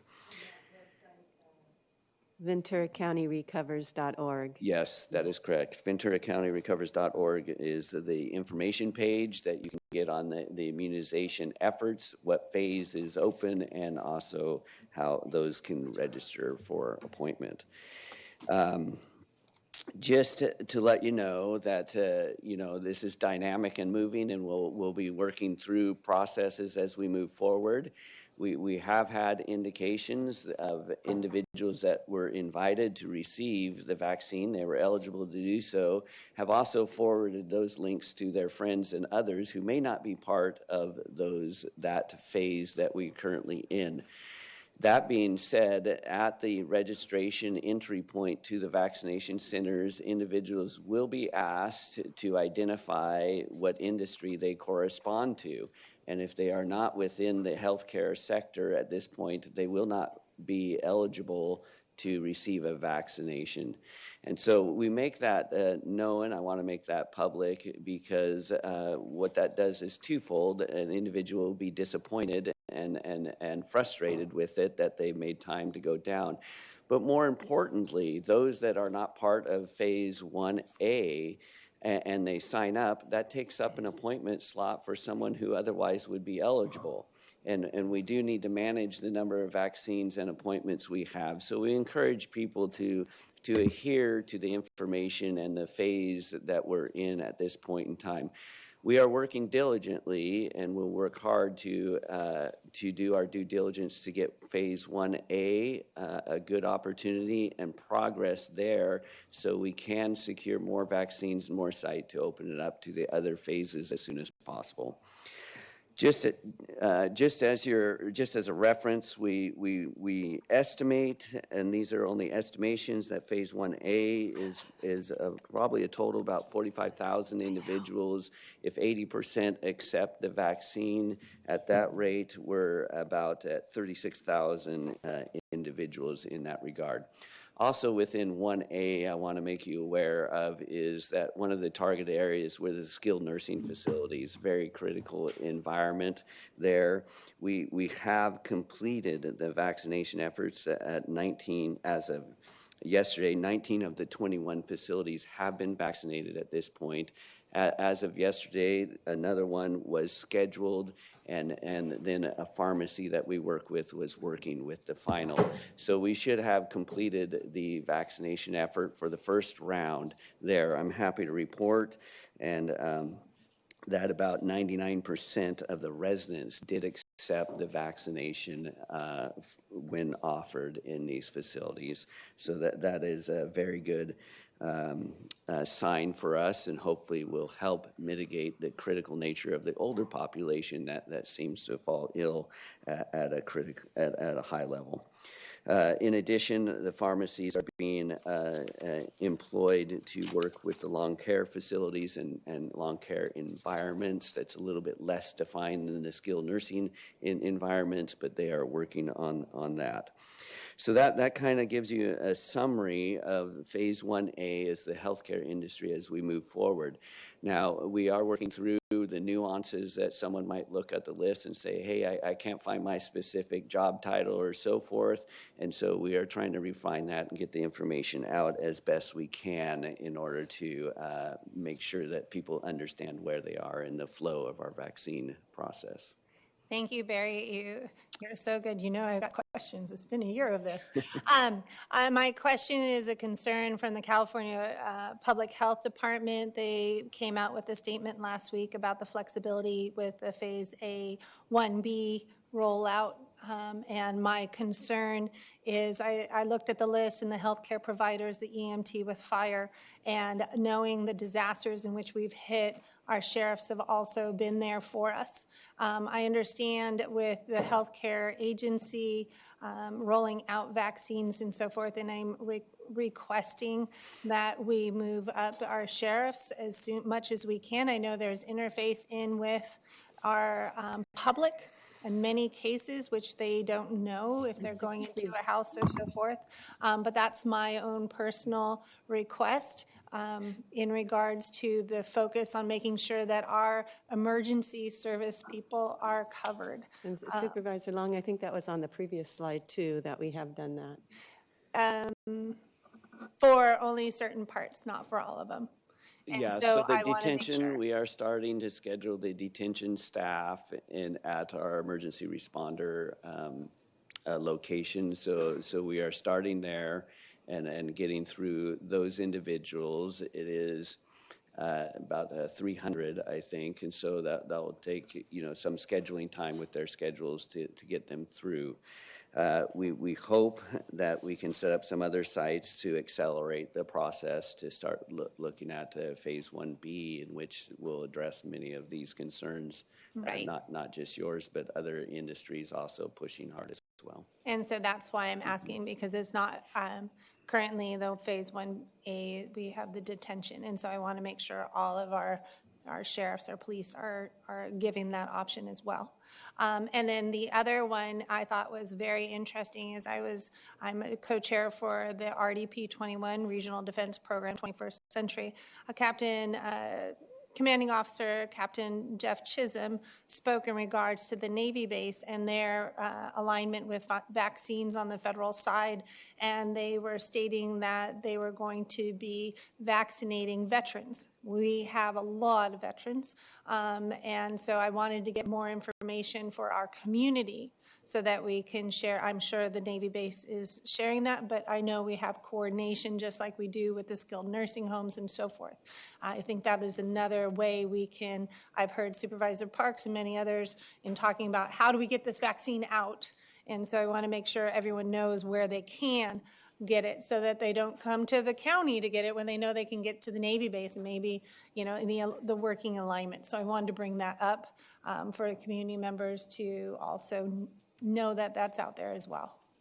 And then I believe the National Air Reserve was also doing vaccines and so forth. So if we can make sure we're coordinating with them, I'm sure you already are, but just so that the public also knows. Thank you. Yep, you're welcome. Yeah, this isn't a singular effort. I'll make that emphasis here. There are multiple avenues by which different segments are offered the opportunity for the vaccines. There's a blessing and a curse to that in the sense that more are helping out, but also it does cause some confusion when people hear things that I work on the base and I'm eligible, and then others are not eligible because they're not corresponding with that population. So I do promote that or recognize that occurs. We have that in other systems. We have hospital systems like Dignity Health that is a more broader regional approach to it that they manage differently within the same context. So I don't bring that up just as barriers, but just as acknowledgement that multiple pieces are going. I do know we've reached out to the Navy base to make contact with them there, so we're in communication with that. I don't have all the details of their program specifically, but we'll try to best coordinate in order to alleviate the confusion that is in the public's eye and to make this as clear as possible. Thank you. So all I can emphasize today is that we're in phase 1A, and if individuals are not understanding what phase 1A, I encourage you to go to our website and see the listing associated with that. We are actively, though, in the process of planning on how we'll address phase 1B, which is a large population and dynamic in nature, and so that is our next step. Primarily, that would be for the seniors 75 and older, which is a unique population in many regards because the accessibility towards single locations or their mobility from their house or environment can be compromised. So that is an area of focus that we're looking at on how to manage that, as well as it rolls then more into the essential workers, which is a large population and dynamic population that we'll be preparing for. So that's coming forward.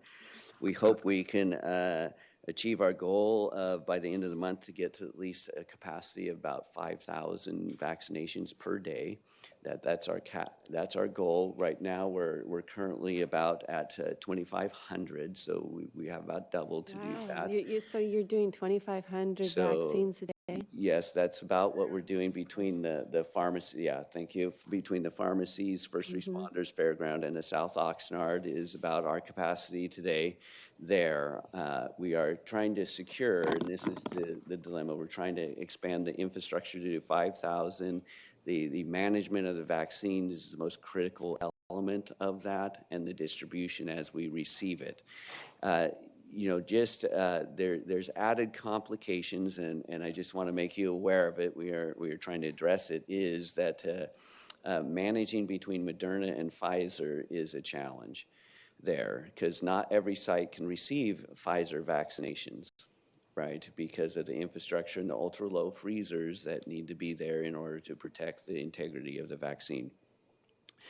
So that just adds a layer of complexity associated with the distribution of it. So if we happen to, like, for example, that I know we've got for next week's allocation, all our allocation is Pfizer.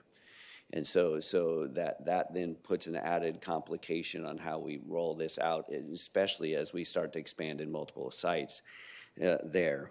It's just one of the many challenges that we'll work through, and we'll find a solution for that. But we want to secure, so if we're going to be guaranteed Pfizer, then we can build a better structure throughout that, and that's what we're asking for from the state is a consistent allocation methodology and something we can anticipate week over week. But we'll take any vaccine they give us. We will. Right. We're kind of at that approach right Yes. now that we'll take what they allocate us and we'll work with it in some fashion. If I may. May I ask a question? Supervisor Ramirez. Thank you very much, and I really do appreciate this work, and I see the complication. Some of you may know one of the reasons I'm not there is that I have a family member who was tested positive. I don't think that there was really a very good chance that I was exposed, but just to model the behavior that I hope others do. I'm not in attendance today. I'm horrified at the thought I might accidentally bring it to someone else.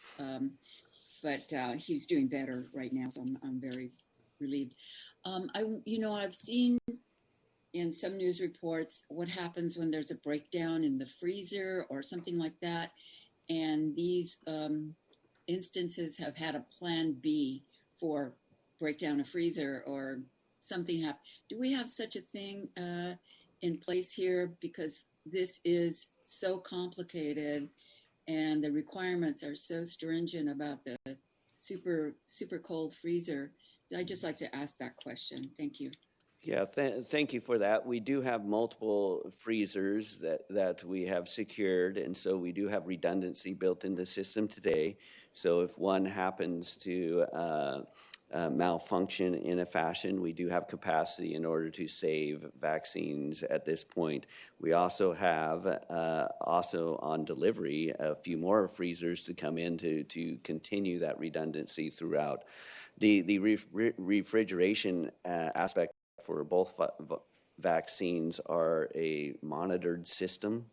So they do alert and broadcast out the current status of the refrigeration and the status of the refrigeration effort constantly. So if anything starts to go in a malfunction fashion, we can respond and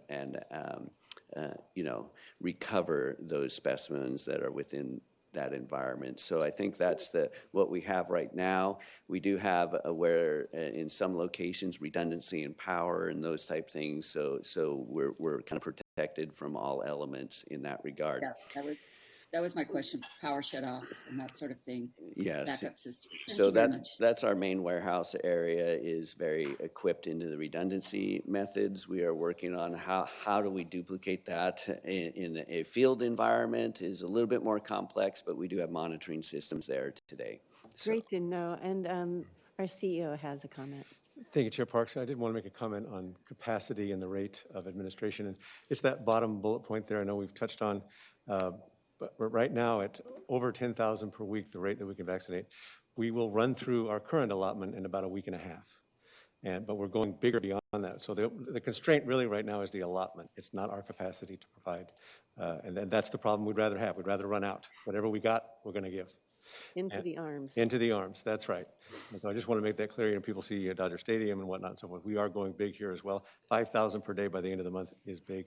And so, but right now, our capacity will outrun our allotments, as I say, in a week and a half. But that's why, and you'll hear from Dr. Levin in a moment, he's pinging the state, I think, like every 8 hours or so. Yes, we'll take more. Yes, we'll take more. Just give us what you got. We'll administer it quickly. And I know that's a priority for the state. So we're trying to reassure them that, hey, we've got the capacity to administer it as soon as we get it. So.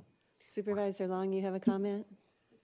Mr. Powers already answered that Dr. Levin will be speaking on this because it's a high priority for us. Thank you. Madam Chair, I have a few questions for Mr. Zimmerman. Yes, Supervisor LaVere. Thank you. And I just want to echo, I had a great conversation with Mr. Powers yesterday about this, about how we just got to say yes to everything. I mean, if there's the possibility for us getting vaccinations from the state, we take them. And I know we have the infrastructure in place to make sure they get put to good use. It's something I know we're constantly working on. And that's one of my questions was I saw an email earlier in the week seeking volunteers to help with the actual vaccinations. And I'm wondering if Mr. Zimmerman can provide a little more information about that, what we're looking for from the community in terms of maybe the help we need to kind of build out this infrastructure. Thank you so much for pointing that out. Yeah, I will click to the slide that has that on it. So yes, we did put out a message, and not only have we been communicating that volunteers are welcome, the state has that as a strategy there. So on Ventura County recovers.org, we have a section for individuals who want to volunteer to sign up and to be contacted based on their capacity to help out. Now we to date, as at launch this week, we have I just got the note, 185 signups already associated with that. There is a waiver liability that they have to fill out, and depending on who they are, they may have credentials to work immediately. Others might have to go through a training to be certified in order to manage the vaccination appropriately. So all that's being worked through a team right now who's coordinating the volunteers. Some people are signing up and volunteering, say, I can volunteer, I run whatever, a medical office, and I can do vaccinations at my office. So they're not necessarily in the pool to work a facility, but they're on standby at this point in time. Right now, we're not distributing, but sooner or later, our ability to distribute through multiple systems and networks will be a goal, and those would be key instrumental players in that effort. So just recognize that there's multiplicity of types of people that are offering help and volunteering. We're trying to capture that and work with them and set up an information system that we can regularly keep them updated on the progress and the status and where we could use them in our system. I think the public will find our new webpage on vaccinations very user-friendly, and you can click right on if you want to volunteer to be a vaccinator, and as you say, has the criteria and the forms to fill out, as well as other types of ways to volunteer. And I know the public is very supportive of that, so I'm glad to hear. So we have so many already signed up, and we've just, release that information to be able to do that. So. Yeah, so that's been very helpful for us. So if we're going to get to the volume that we want, we'll need hundreds, literally, of vaccinators to fulfill schedules over the periods of weeks, And so this is very helpful to us. We're also securing additional help through other systems, active systems that nurses and medical assistants are also volunteering to shift from their current day operation to participate too. So we're leveraging those as well as per diem help there. So our next steps is we've got a foundation started at this point, no different than when we first started testing. It kind of started a little bit and we were able to build a good foundation and then grow it. That's the same strategy here. We have, for example, at the fairgrounds, 10 vaccinators working today and scheduling them out for the week as a Monday and Friday schedule. We already surveyed the facility, have the capacity to increase that to 10 more vaccinators for a total of 20. So we're bringing those on the schedule, and then we'll with supply of vaccines, open the hours longer and the days longer. And once we get that stabilized, we'll be moving into other locations at the same time. So we are securing a location in the East County for a site, not as large as the fairground, but still a site nevertheless that can service a population, as well as there's about 3 or 4 other individuals are looking for large sites to create what we would know as kind of a mega site in order to do it. We don't have a Dodger Stadium in our area, but we do have some large facilities that we're looking for to create something similar to that. And it allows us to manage the environment much better than many different community small sites. Obviously, with new vaccines come out, that can change our strategy a little bit associated with that. And I would also just state, as I mentioned before, that 24-hour-a-day thing, when you think about like Caltrans when they're doing freeway work, if they do it 24 hours a day, we saw that Bay Bridge get done, in months instead of years. So that also can incredibly increase capacity. So I do hope we'll consider that too. Yeah, we'll temper all that, and I think if we can get our stock and supply, we can have the flexibility to explore what we would say more non-traditional strategies associated with that. Our main holdup is the amount of vaccines we get. Right? So a lot of good effort. Yeah, I agree. Yes. Oh, yes. I apologize. Just go ahead. To follow up on that. I guess so. The message to the public, going back to my initial question, is we're still looking to build out this volunteer team, right? We need all the help we can get. Yes. Okay. Yes. And then just secondly, I know we're trying to stick with these tiers of getting the vaccinations out, and a lot of it's going to be dependent on the amount of vaccinations we actually receive. But you see some of these horror stories in other parts of the country about vaccines going to waste, and I'm wondering what our plans are to skip ahead if we're finding that 1A isn't taking everything that's needed, do we have plans to jump to 1B? Because there we're looking at our first responders, we're looking at our teachers. I mean, we want to get our kids back to school, and it's important that we keep our teachers safe and vaccinated. We're looking at our essential, our farm workers, our ag community, and there's some really important groups in 1B. And I want to make sure that they have the ability to get their vaccinations as soon as possible, assuming those in 1A aren't taking up what we have. Yes, so the state guidance of which we've adopted that policy is that we will work with our phase we're in to the best due diligence that we can. And if we feel that access and opportunity was granted to the 1A population, we will then be able to make the decision to go into 1B. The expectation is that at this point in time, at least based on the current state guidance, is we don't necessarily have to certify that everyone in 1A has been completed at a point in time, but we do have to be considerate that they are a target population to have the priority right now, and so we have to make that effort as best we can. Vaccine management is very important. We are working with our site coordinators to get the best methodology so we don't have a spoilage of vaccines, because it does have a shelf life once you get it prepared to receive, and our methodology to vaccinate those perhaps out of order if needed in order to save the dosage of vaccine. Right now, that is in a controlled request environment. We've had, for example, just an example, a hospital may have prepared vaccines and didn't have people show up for their appointments on a one-off basis, and with consultation with Dr. Levin, we can have that administered to older individuals, let's say out of order in that case, in order to preserve the vaccine. Now, our goal is to utilize the vaccine and not be so rigid within the structure that we waste vaccines there. It's easier said than done as far as the complexity when we get into it. But I think as we really get through this phase 1A and start into the others, it will become more dynamic in keeping that flow moving forward. Mr. Zimmerman? Yes. So 1B, which we could get to after we do our due diligence with the 1A, is the 75 and older, if I recall. And we have a link on our website to register. If you were 75 and older, would you register? Is that what we're recommending? The registration right now is the registration for an appointment for a vaccine. We are not registering for new appointments way in ahead like a phase 1B at this point in time. So not yet. So not yet. That is correct. Now they can sign up to subscribe to the page for information, and because we'll be pushing it out when they'll be available through those sources. So that's what my recommendation is. Subscribe for information.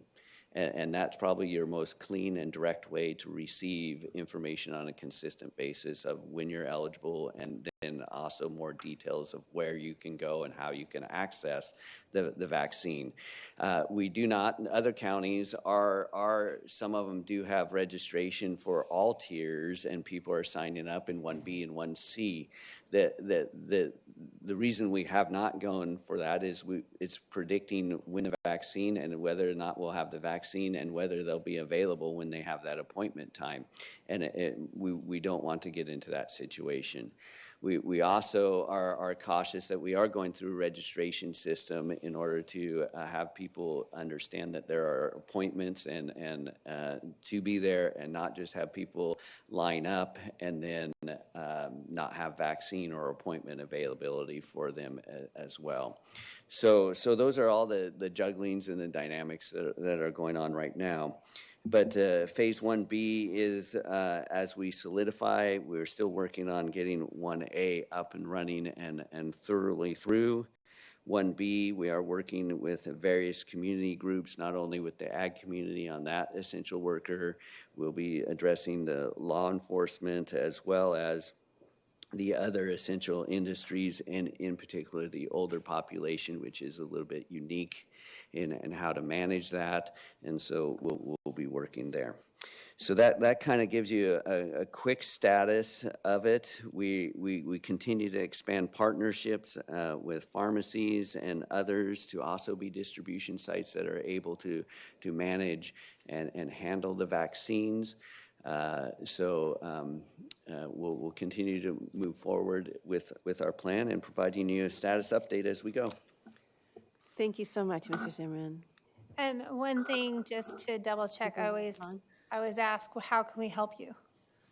And so I think as new supervisors are coming onto the board, I think it's really imperative that we are sharing the same information that the County of Ventura is putting out.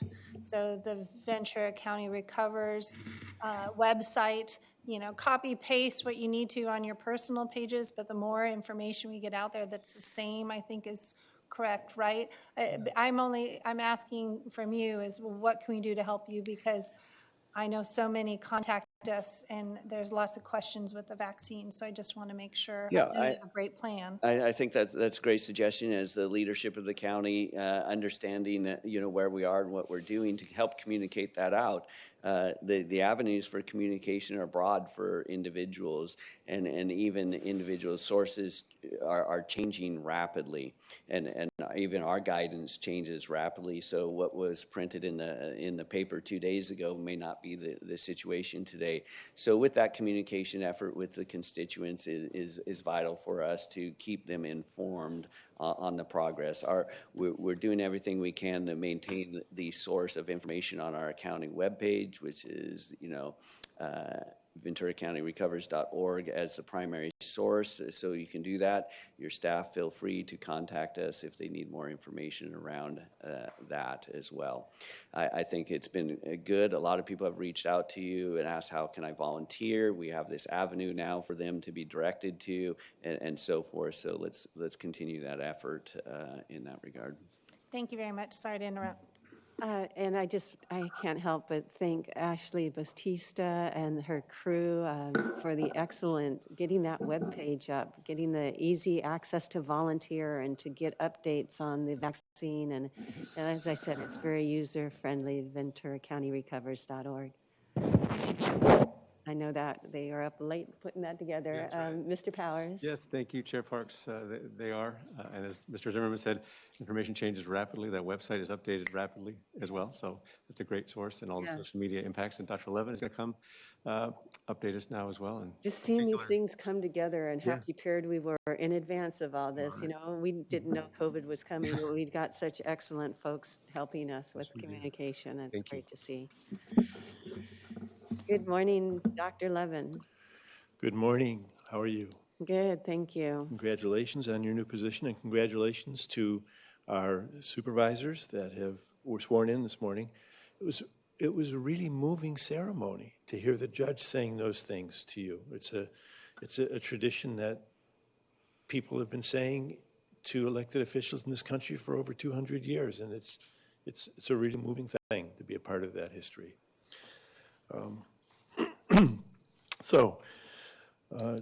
Chair Parks, supervisors, Mr. Powers, I'm Robert Levin. I'm the county health officer. An official from the state mentioned last week that the state was concerned that they had so many doses of vaccine up in Sacramento that were not being used. When I heard this, I immediately communicated with the state and that person who said it and said, we'll take some of it. We'd like some of that vaccine. A few days later, unrelated to that query, I'm sure, the governor committed to administering 1 million doses of vaccine to the people of California by this weekend, by this Friday. That was last Friday, I think. The state asked counties on Saturday how many doses they thought they could administer. And at that point, I responded that we could administer 10,000 doses.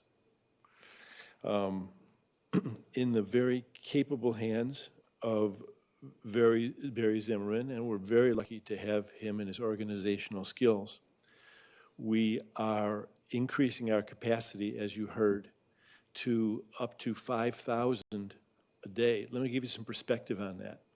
The Dodger Stadium is able to do 10,000 doses a day. If we were to increase the size of our small county to the size of LA, that would mean we would be doing 55,000 a day. So the capacity that he's developing is a sizable capacity. There's not much time for the governor to accomplish what he wanted to accomplish. Last night, the state offered us 9,750 doses of the Pfizer vaccine.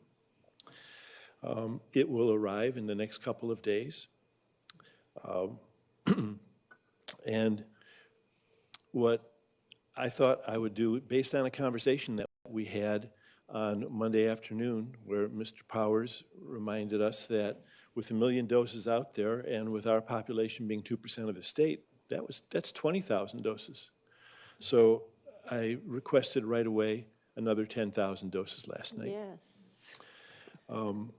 I heard back from one of the key doctors up at the state. She said she would forward the request to, I guess there's no other way of saying it, to a more key doctor at the state, and I'm waiting for his response to hear what's going on with that. One of the points I made was that if the governor really wanted to get 1 million doses into the arms of Californians, that we were generously offering to help him do that. The state has clarified that the vaccine will be committed to the following sectors: counties, health systems, and providers. And 40% of the deaths, and I'm really speaking now to vaccine acceptance, 40% of the deaths in our county have come out of skilled nursing facilities and long-term care facilities. It used to be 23%, but it's moved up to, as more and more COVID is in the community, more and more of it's being introduced into our skilled nursing facilities and long-term care facilities, which really ups the ante as to why we want to get in there and vaccinate our people in these facilities. We know that back 9-10 months ago, 70% or so of the population wanted this vaccine. And then it fell to as low as 30 to 40%. But now, with the efficacy of the vaccine being 95%, that people have seen that, it's worked its way back up to about 60% of the population interested in this vaccine. And I think it's going to climb higher and higher as people see how those who get this vaccine are doing well in response to it. Our goal is to vaccinate, and we're starting with the most vulnerable people in our population. So if we are successful in vaccinating the people in our long-term care facilities, which includes the SNFs, the skilled nursing facilities, the potential impact will be a decrease in our hospital admissions, a decrease in our ICU admissions, a decrease in people on ventilators, and a decrease in the number of deaths that we're seeing in our county. Now, there's not many places that have looked at what the acceptance rate of the vaccine is. But among professionals on the staff at University of California, San Francisco, there was a 98% acceptance rate of this vaccine. So I'm bringing that up to point out the fact that these are doctors and nurses that can read the lines and read between the lines of what the material says about the efficacy and safety of this vaccine. And they're going ahead, 98% of them, and accepting this vaccine. These are educated and knowledgeable people that don't want to take a risk. Again, our most susceptible residents are in our SNFs. 17 of the 19 have now been vaccinated. I think one of those two that remains is being vaccinated today. What could this mean for the surge? This could mean a significant decrease in hospitalizations in both the hospitals and the ICUs, and a decrease in deaths. And where does that lead us? That opens up the pathway towards a return towards a normal life, because those are two of the things that have been driving the public health actions in our state, the death rate and the threat to our hospitals.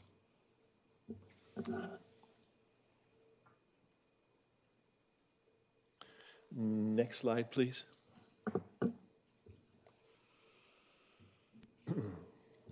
So, the surge, what can we anticipate with our surge?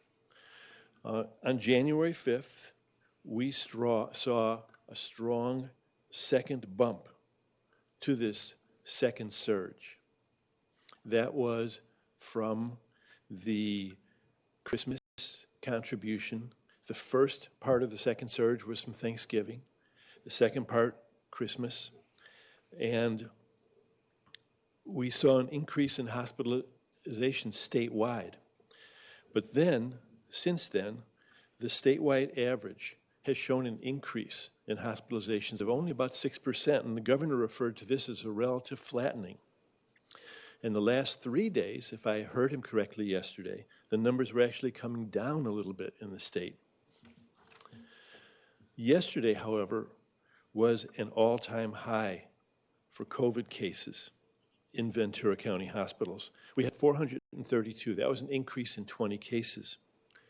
Instead of a 6% increase that the state had seen over the last 14 days, we in our county had experienced a 19% increase over 14 days. Our ICU increased 3 to 83 ICU patients across our county. So we could go either way. We could see us flatten out, we could see our cases decrease, or we could see our cases continue to increase over the coming days. And this week is critical, and I think we will know over the next 5 days or so by watching our hospital census where we're headed with this. One of the things I want to reassure everyone about is that we are doing our best to get as much vaccine as possible into our county.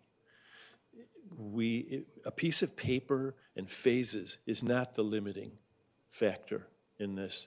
It's access to the vaccine. We're anxious to complete phase 1A and move into phase 1B, which I'm hopeful that we'll accomplish within the next 3 weeks. I see Supervisor Long looks like she's ready to talk. Go for it. Thank you so much. It's hard to let go with COVID and all the things that are going on. And I appreciate the community reaching out to me. I just got texted that the CDC has now put out new guidelines as of today. So as we talked about moving parts, just today they are stating that over 65 is that those who they feel should be vaccinated. Let me read it. The CDC just opened up vaccines to 65 and over, and it would include those with comorbidity conditions. And so the question I would have for you is, based on information we get today, how does the state react with that, and how do we get more vaccines so that we can align with both the state and federal? The state will, in all likelihood, pay close attention to what the CDC says and maybe modify its guidelines. It'll be interesting to read more in detail those comments. It may be that they're talking about bringing the people 65 years of age and older into phase 1B or even into phase 1A. I don't know. We'll see what the details show. But of course, we will accommodate whatever the state sets as a new direction. Okay, and I appreciate that. I also wanted to say thank you. I know you worked directly with our state public health directors to align our county with them, and I would really appreciate advocating for even more than 20,000. I love that we're doing the math and we're getting the numbers, but I always do a safety factor of adding 2.5 times more, because I know that our staff and our community can really step up and look out for those that would end up in the hospital. And I know that's our focus, is trying to get people out of the hospital and help our hospital system. So I appreciate your work on that. Thank you. We will keep pushing for more and more vaccine. And I thank you for the push you have done already. From what I understand, we will be able to finish up our allocation, as I heard, in about 1.5 weeks. However, you just got another allocation coming, is that correct? So there's not concern right now that we're about to run out. We've got another close to 10,000 coming on top of the ones that we will be finishing off in about a week and a half. So continuing that rollout is instrumental. And Mr. Powers, you wanted to say? Just totally agree, Chair Yes, Parks. okay. Absolutely. Yeah, we're going to build the capacity, and as soon as we get it, we'll be able to administer. Right. Yeah, And we're just going to keep saying yes to the yes. state. Sorry. Keep saying yes and more than yes. We're going to be saying Please, more. yes, to the more state. please, more please. Yes. Thank We're you. going to have a handful of gimme and a mouthful of more. Thank you. All right. And Supervisor Long and all supervisors, and particularly ones on Zoom, please feel free to speak up. You know, I don't want you at all to feel like you have to say sorry to, you know, speak, because that's what we're all here for. So anytime, please feel free to speak up. All right. Thank you very much. Well, in Very that much. case, I will ask a question if I could, not wanting to interrupt your flow, Dr. Levin. And thank you for continuing to be there for our community and for us. Can you say anything about this alleged variation of the virus that might be present here? How relevant is that? How is it here? Is it widespread? What can you say about that? My guess is it's here. My guess is we haven't noticed it, and it's here in small numbers, and we haven't seen any major impact from it. It picked a good time to arrive, if it had to arrive, because we're bringing the vaccine out, and so many more of us, little by little, will be protected from it. It seems the consensus of scientists around the world that it will be susceptible to the vaccine that we're giving, and so we're on the right track to protecting ourselves from whatever negative impacts it would have. Good to know. Thank you. Thank you very much. And so did you want to lead in with, Yes. We have Rigo now? Thank you, Chair Parks. Yes, thank you, Dr. Levin. Rigo Vargas, Public Health Director, is coming up. And as he's coming up, just want to let you know as well, we've certainly heard your board's comments about the importance of recognizing and supporting and vaccinating our first responders. At the same time, also looking to our ag community. And there is a regular call every Friday with our growers, associations, community groups, our farmer resource program, our CEO community liaison, Rosa Gonzalez, and we're also looking at the very important task force of making vaccinations available to our farm workers and our growers out in the community there too. So lots going on behind the scenes. And with that, I'll turn it over to Mr. Vargas. Thank you. Good morning, Chair Parks, members of the board, CEO Powers, Rigo Vargas, Public Health Director. I only have 3 slides this morning. Basically, we still don't have good news regarding our numbers, so I'm going to keep it short and to the point. Suffice it to say that our numbers we're still not trending well, and people, all of us, know what it'll take to finally flatten the curve, and we need to do that. So, in terms of the slide, let me go first to this one. Even though this was yesterday's numbers that were very concerning, Dr. Levin covered our hospitalization numbers yesterday. You see there are 3,200 plus is an all-time high for a Monday, a non-holiday Monday. And so our trend is continues to be very concerning. We've been averaging over 1,000 new cases every day, and lo and behold, with today's numbers are just as concerning. I just got them in, and today we're going to be reporting 1,325 new cases, clearly way over the number that we need to reach in order to open up our economy, in order for our residents to be safer. We are reporting almost 11,000 newly tested, so that is a good thing. I'll speak a little bit more in terms of testing in our cases in a bit. Our hospital numbers are really, I would say, even more concerning. We have new records today. 449 of Ventura County residents are in our wonderful 8 hospitals, getting absolute, fabulous care. But I mean, our heroes in the hospitals are just exhausted.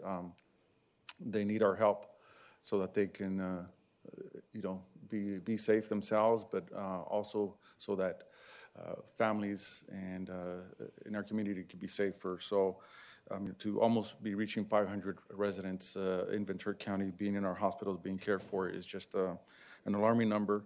Another record is our ICU number is 89 today, so a jump from 83, and a jump from 432 to 449 in the hospital.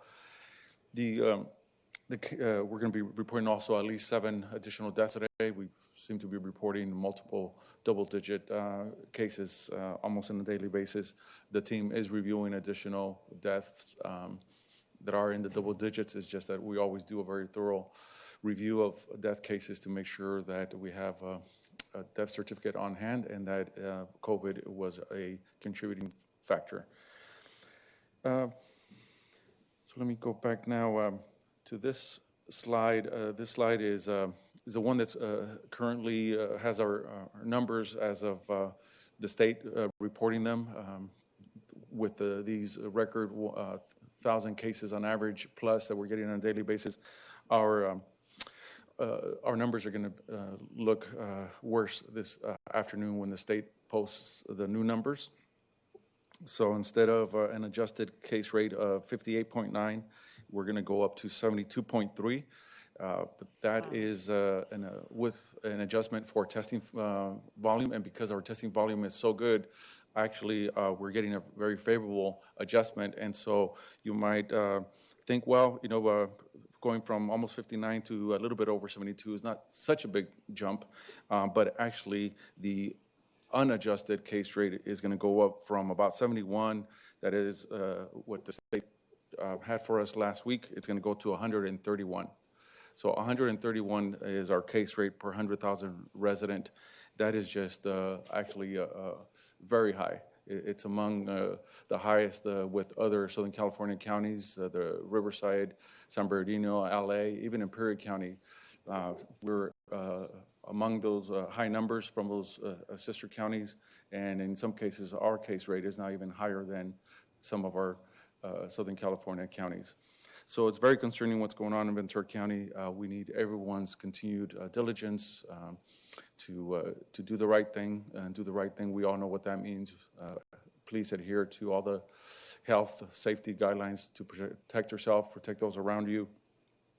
Our tools are still those that we've been talking about, and now we have an additional tool in the vaccine, but still our tools are to test, and those that become positive need to do the right thing after that, and is to isolate.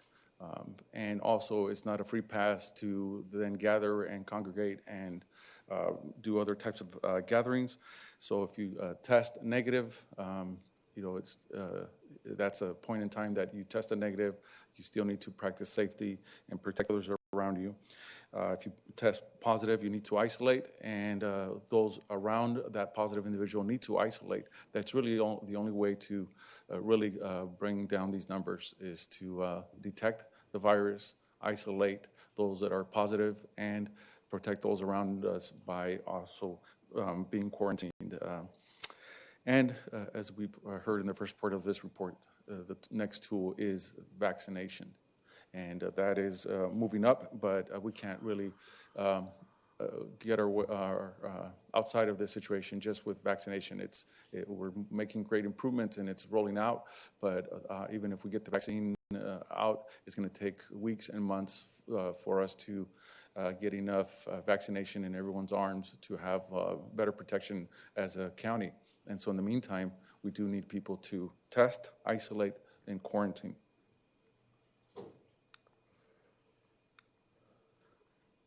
So finally, just another way of putting our numbers in context. Usually I've been reporting the cases comparing Monday over Monday.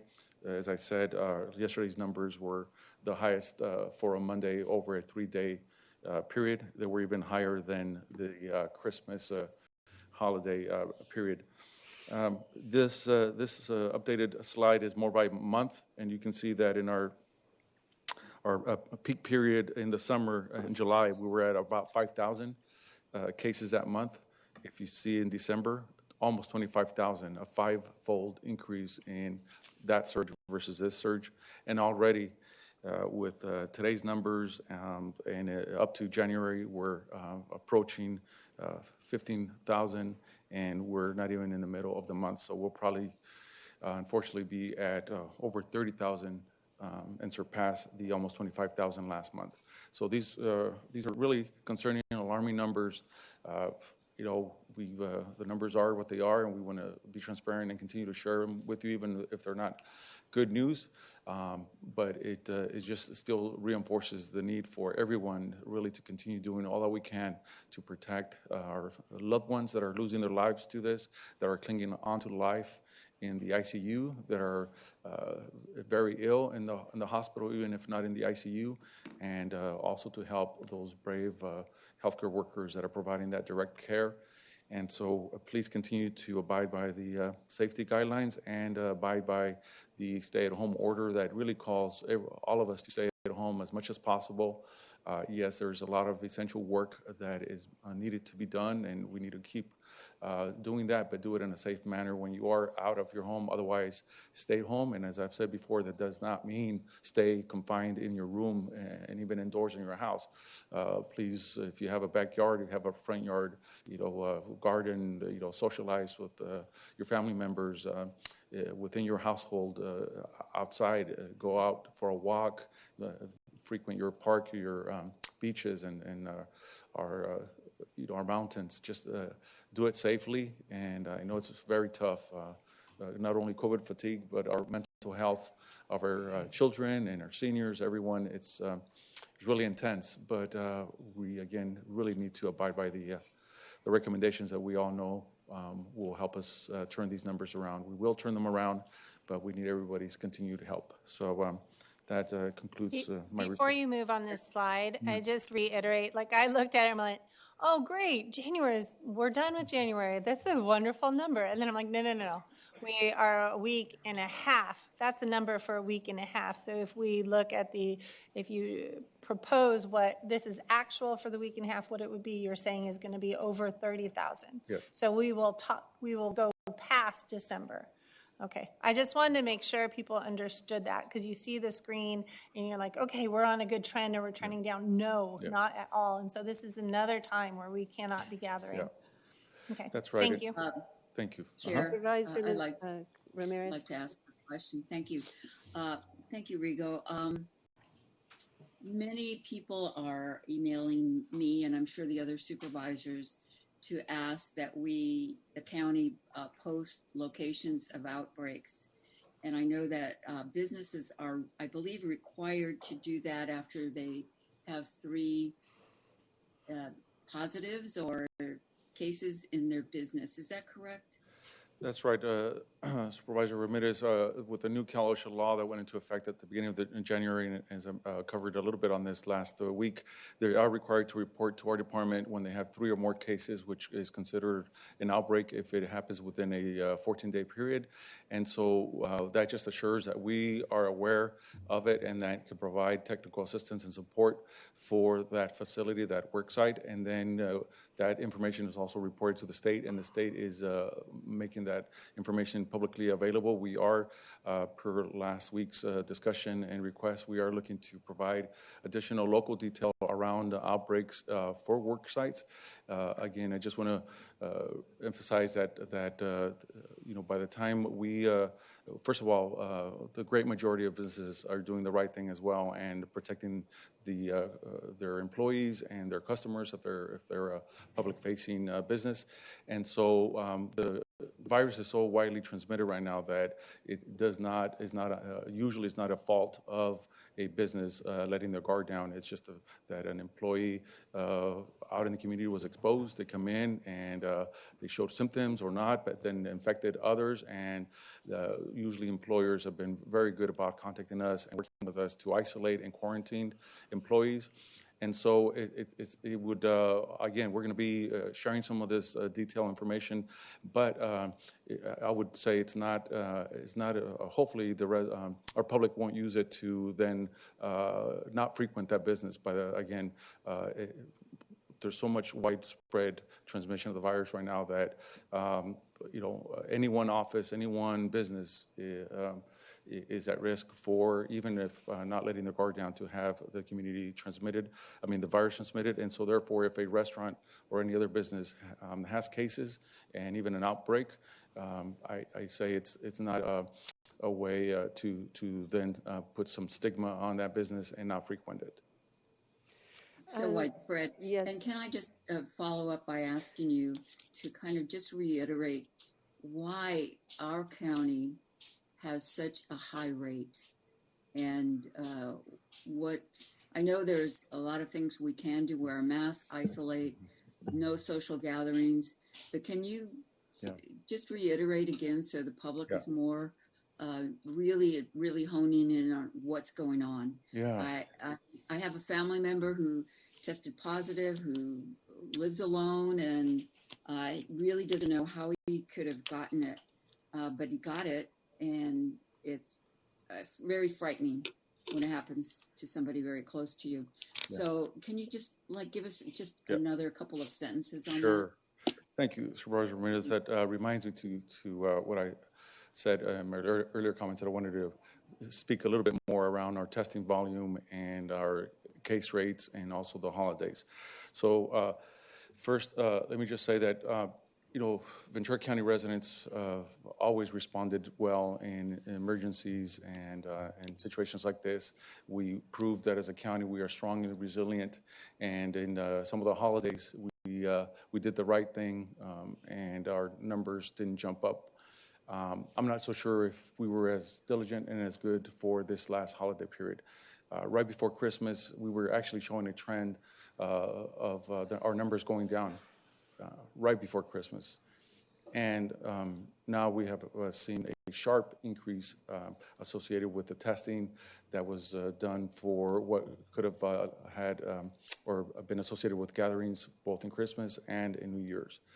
So perhaps folks didn't adhere still strictly to the no gathering guidance, and even if perhaps there weren't big celebrations, nevertheless, I think multiple households gathered. I know it's precious time, the holidays, Christmas, New Year's, but I think our county perhaps did not do as a good job, frankly, as we have in other situations and other times during this pandemic, and adhere to the guidelines of staying indoors, stay home, only with your household, always wear your mask, practice good hand hygiene, limit gatherings, and stay socially distanced.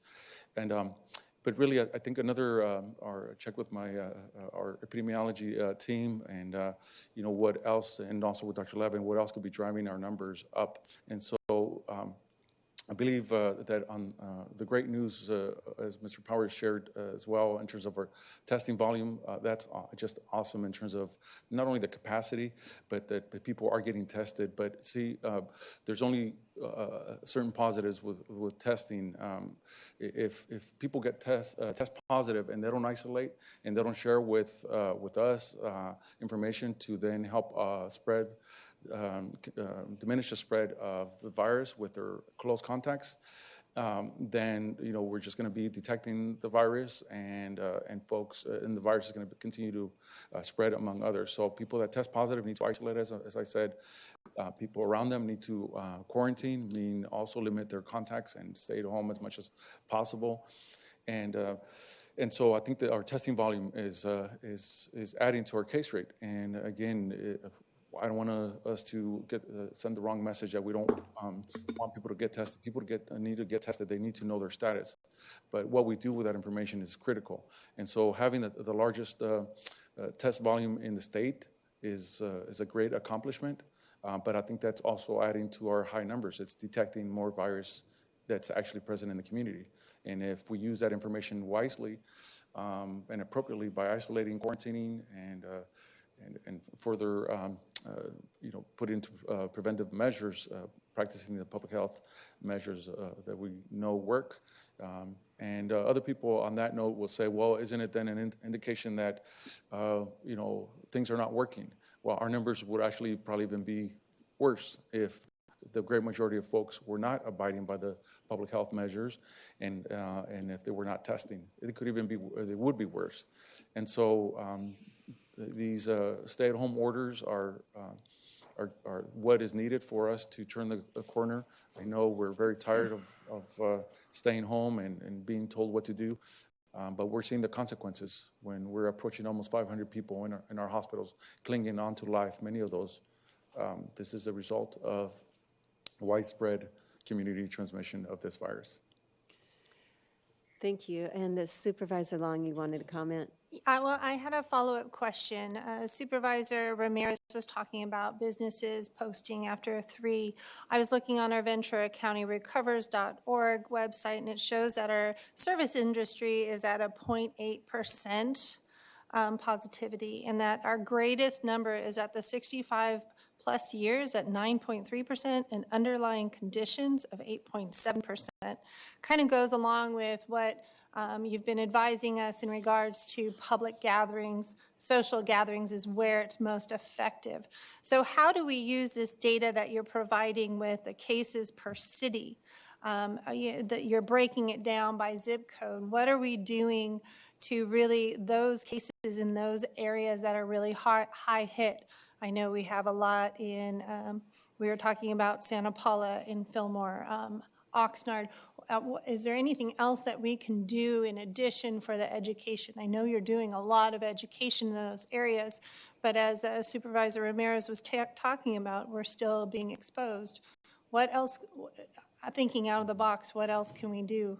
Yeah, thank you, Supervisor Long, for that question. We continue to have weekly meetings with partners out in the community from the education sector, the not-for-profit, and many others around this. And it is still doing more outreach, more education, more testing, and encouraging everyone to adhere to the guidelines, and more outreach, yes, to a few of the businesses that perhaps could use a reminder of posting their signs and reporting cases and such. But the great majority of it still has to do with personal behavior, where even if we have a lot of essential workers still out doing brave, admirable work to keep our economy going and our food in our plates, ultimately it still comes down to wearing your mask all the time. Wash your hands frequently, and do not gather when you're, other than when you have to be exposed at work, but in a protected manner by wearing, again, your mask all the time and using the other measures. So we are increasing our outreach and education and testing efforts in the hardest hit communities. Again, right now, it's every single zip code, every single census tract in Ventura County is greatly impacted, but there are definitely the Santa Clara Valley communities and the greater Oxnard Plains communities still very hard hit. We have these weekly meetings, and we have ongoing huddles within the public health and the greater county family to talk about what else can we do. And we're doubling and tripling down our efforts to, again, test, educate, outreach, get messages out. But ultimately, again, we need everybody's help. We're not going to get out of this situation just a county family alone, doing what we've been doing. We need everybody's help. And, Mr. Vargas? Yes. There is great interest among the public to know if they're going into a store where dozens of employees have it or have gotten it. And there is a tremendous interest in having that information so that they can make decisions on their own as to whether they want to frequent those places. And we have the ability to provide that information. And I understand that an outbreak is considered 3 or more, and maybe that is the hesitancy to not do what other communities or cities are doing to post that information. Would it be possible if we perhaps increase that threshold and provided that information so people can make those decisions? Do we have the ability to do that? We do, Supervisor Parks, and as mentioned, we are working on that, and we will be providing more detailed information. It's just that, again, by the time that information is posted, we would have been in contact with that business, and additional precautionary measures would be undertaken to where those positive workers would not be either at the work site, or there would be further protections and disinfecting of the work site and such. So, it's good for the public to know, this information, but in my opinion, it's not really going to change much in terms of the community transmission, because the situation would have been under control in that work site, and therefore co-workers still remain on that work site, and public frequenting that business still need to, we know what that is, wash your hands, wear your mask, and so on. But it is valuable information if it's you.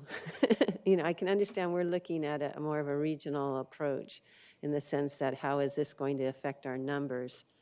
And I do want to support our businesses, but I'm also thinking, particularly if we raise that threshold, say, businesses that have had 10 or more in the last 14 days, as an example. I think that would be very much appreciated by the public, to have the ability to have that information. So I'm speaking as one supervisor, and but that is my thought. I would support something like that. I don't know if the other supervisors would, but I did want to bring that forward, because I do support giving the public the information to make those decisions. I think if it may be an incentive to some employers, that have large outbreaks, that there is implications. So no, that's definitely why we're moving in that direction. And it seems like a positive thing for the public. It may, be a disincentive. It may hurt some businesses, but I just really feel that is another tool in the public's toolbox to protect themselves. Got it. And definitely, we started working on that since last week. We should have it in the next few days. So that is information that we will be providing in the next few days? Yes, we will. Thank you. Okay. Are there other questions of Mr. Vargas? I would like to echo those comments too. Just sorry to interrupt, but I think it's so important that we be as transparent as possible with the public. And this obviously is a step in that direction. Thank you, Supervisor LaVere, for that. I agree. And Mr. Vargas, you have more of your presentation, or you're complete? I'm done with my presentation. Did Carmen have a comment? Mr. Powers, I just agree with that. Thank you very much. Thank you, Supervisor Ramirez. Thank you, Mr. Vargas. And now we'll hear from Mr. Carroll about our hospital capacity.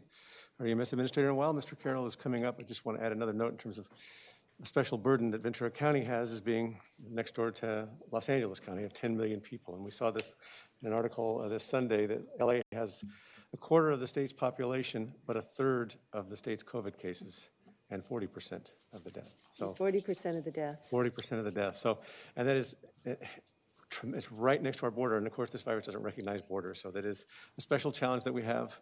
And I think it's important that we are aware of it. We certainly feel for them, but they obviously do have very high rates of poverty and high density housing in there too. So that's exacerbating the situation there. But it's a complication that we're dealing with here in terms of the community spread, and a bit on the hospital side. Thank you. And with that introduction, Mr. Carroll, welcome. Good morning, Chair Parks, members of the board, Mr. Powers. I'm Steve Carroll, the Emergency Medical Services Administrator. I'm going to provide a quick update on the hospital capacity and some of our system impacts.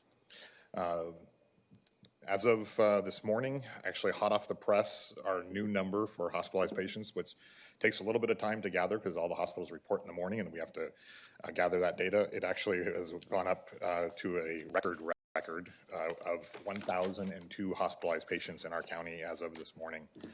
I don't know that we've ever had that many patients hospitalized at the same time in our county.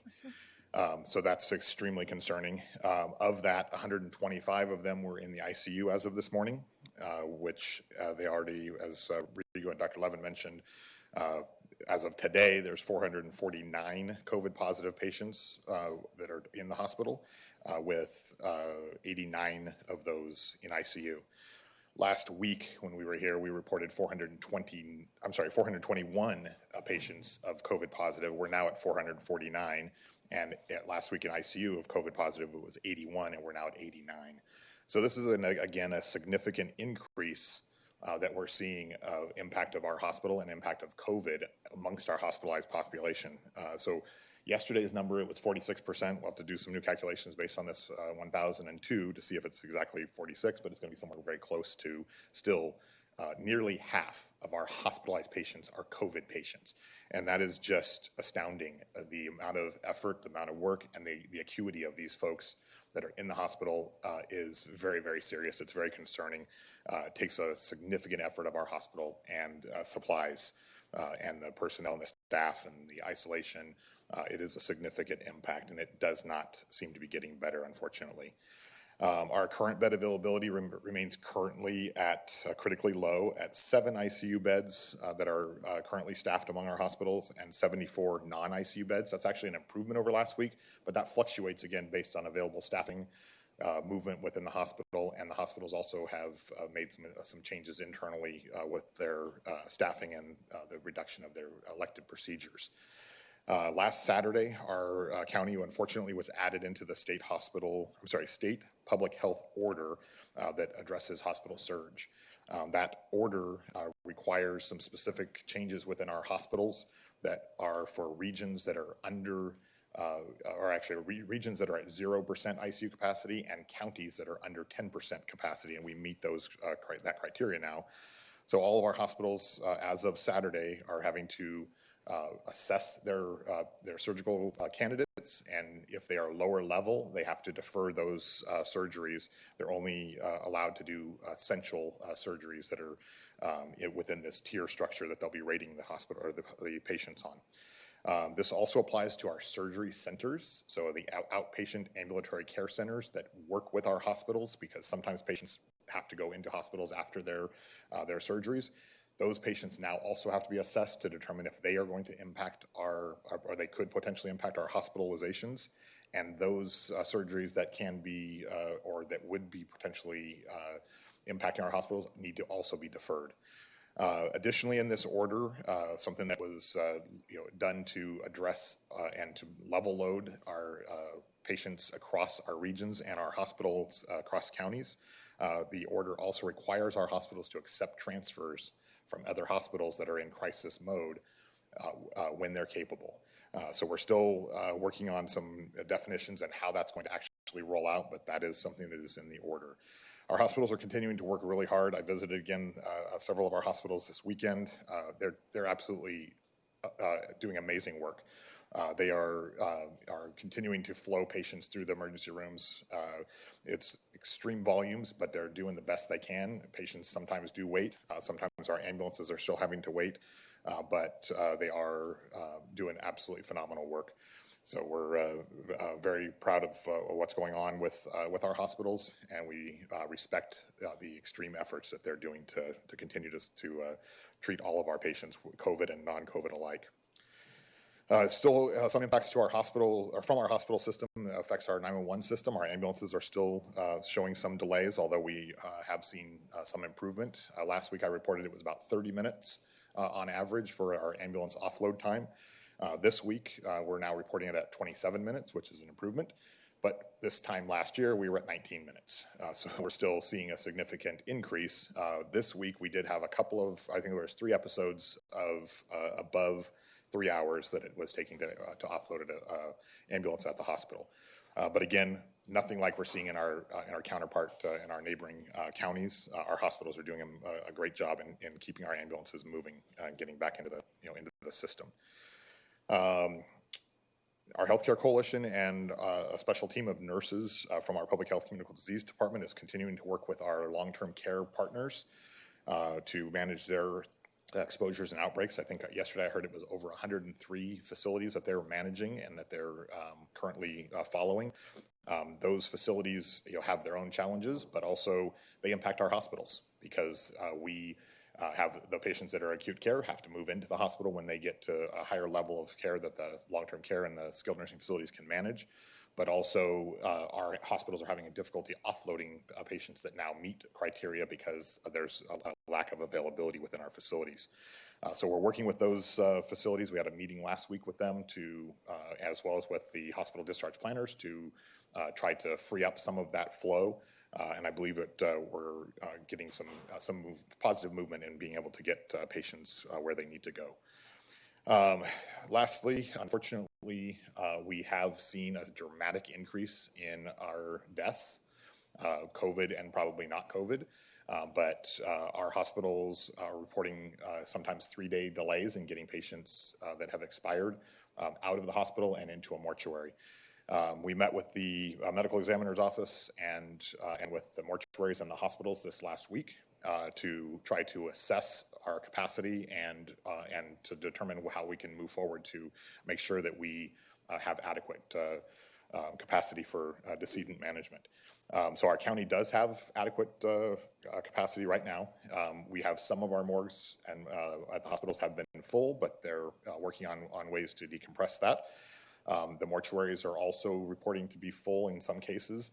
They're also having challenges in processing their decedents. So they can only do 4, in some cases they can only do 4 embalmings a day, and they get more than 4 patients in. So it is something that is significantly concerning. One of the mortuaries also reported that they normally deal with 7 to 8 families a week, and he reported that they're dealing with 50 right now. And it's really, really concerning. The best thing we can say is, please stay home. Please do the best you can with the masks and social distancing so that we can all get through this. So that's all I have for today. I'm available for any questions. Do we have any questions from any of the supervisors? I have a question. I do. I just wanted to say thank you for really looking out for our families that have lost. We're looking at trying to get recovery. We're looking at making sure we're getting people out of the hospitals. But if they don't make it, just appreciate the coordination. I've spoken to several of the funeral homes and their concern with the family trying to get their loved one to the resting spot that they want to is a very hard process for the family. And we've had our very own that have been lost. And it's very unfortunate that we actually have to talk about that today. But understand the urgency of that. So whatever we need to do to help with the medical examiner, I know Mike Powers is giving you guys full round to do what we need to for COVID. But I really support that. That's a very hardship. Thank you. Thank you. Supervisor Ramirez. Thank you, and I do appreciate that report. Many of us watched what happened in New York and Italy and saw horrific scenes, and we're getting close, and it's horrifying. I would like to just ask this question about our hospital staff and support staff. I know elsewhere that many healthcare providers have been stricken and succumbed to this, and I'd just like to get just a general comment about how our medical staff everybody who works at a hospital. I'm talking about the housekeepers and everybody, lab technicians, doctors, nurses, support staff, how they are doing, how they are faring with avoiding getting the infection. Yes, thank you, Supervisor. The hospital staff is a resilient bunch, and they have been doing this for a long time. And it's obviously a serious concern for us, and as well it is for the hospitals and everybody, that we keep our healthcare workers healthy and stable. And they are working extraordinary shifts. They're doing stuff that they haven't done in the past, probably not their normal jobs, and they're being asked to do a lot of different things. So we're certainly watching that, and we have, as I mentioned last week, we have a critical incident stress management program that is available for any of the folks that are having challenges. But even just on a general basis, when I went in this last weekend, the staff are very, very busy. They're moving really quick, and but the morale seemed very good. I was very happy to see that they're managing it. They're extremely busy, and but they're managing it. And I asked a couple of the hospitals if they had enough staff, and they both said yes, the two that I was in this last weekend, and I was happy to hear that. So that doesn't mean that it's going to be like that every shift, and there's probably varies from day to day as things happen. But it was good to see that, and the flow, and everybody was just really doing a good job, and I appreciated seeing that this weekend, even in probably in our largest surge. Thank you, Supervisor. I want to say that I hope that our residents think about our exhausted, resilient, working hard medical staff when they decide to gather and not wear a mask and ignore the health orders. Because if we need them, if we get in an auto accident or have a medical emergency at home, not COVID related, they may be just not able to help us or our families. So thank you. Yes, thank you. I did actually realize that I missed one section on my slide here about the hospital diversion. We did make a change this last week for hospitals. Previously, hospitals would go on diversion where they would, for a short period of time, move ambulances or not accept ambulances from their local area, and they would move them to the next closest available hospital. That program's been in place for years and years, and it generally is designed to help an extraordinary, unusual event when one hospital is truly overloaded. We don't have an extraordinary, unusual event now. We have all hospitals are overloaded at all times. So that system was actually not working the way that we expected, because as soon as one hospital would come off, they would get completely inundated, and then we'd have ambulances moving from one part of the county, like one extreme area of the county, all the way to the other side of the county just to transport patients. And so last week, we elected to move all hospitals onto a diversion status. So all hospitals are handling their own areas, with the exception of our specialty care. So trauma, stroke, STEMI, major heart attacks, or patient requests are still being honored as long as our system can. But the ones that don't have patient requests are being transported to their closest hospital. There's a few little bumps on our smaller hospitals, but overall it seems to be working well in the last 4 days that we've been doing it. Sorry, I meant to mention that earlier. Thank you, Mr. Carroll. Thank you, Mr. Carroll. And next up, we'll have an update from Mr. Zimmerman, who'll be on his way down. And as he's coming down, I did want to let your board know in terms of more capacity, and it is the grim reality of the situation we're in, but a credit to our medical examiner, Dr. Young, who saw this as a challenge before the pandemic and more than tripled our more capacity. So it's one of the reasons we're in the good shape that we're in. So thank you. Mr. Zimmerman. Good morning. Barry Zimmerman, Healthcare Agency, giving a status update on testing. I know we've talked a lot about vaccines, but testing is still an ongoing activity and just as important as our efforts associated with vaccinations. The volumes are high. These are only reflective of our county-operated sites. Here you can see that they're significant in the volume that's going on. We still encourage everyone to be tested, to isolate if you're positive, to prevent the spread from going on. As Mr. Powers indicated earlier, our testing volume exceeded on a per capita basis all testing over the last week in the state, which is commendable for the county to have this as a priority. In addition to that, we have worked on making more efficient the throughput associated with the sites. Over the weekend, as I monitored, one site was at an hour wait, and all the others were under 15 minutes, some with no waits and 5 minutes on a regular basis. Some of that has to deal with our new pre-registration process, as well as reconfiguring some of the locations for efficiency there. So our strategy is still to have no appointment open access. There are the Moorpark College, Oxnard College, and the Camarillo site are pre-registration sites. So please go to our web page, VenturaCountyRecovers.org. Under the testing section, you can link to vccovid.com, which will give you the access to register, meaning that accelerates you through the process. It's not a time slot, but registers you for that day to be tested. We continue to do mobile testing and pop-up testing, the two mobile units out into the community and reaching the what we would say the harder to reach community and outlying areas. That is a continued effort that we're working with. Results time are improving as we've increased in our laboratory access to multiple laboratories in servicing our testing. I know there's been some comments on, and I've received questions about our testing relative to some of the testing type that is going on in Los Angeles County that was found to not be as accurate. We do not subscribe to those type of tests, which are cheek swabs tests. There we do nasal swabs, and the reliability is high associated with that, and we're confident in our test results. So that concludes my remarks at this time. Someone asked me, they had to fly, and they asked if our results were something they can use to get on the plane.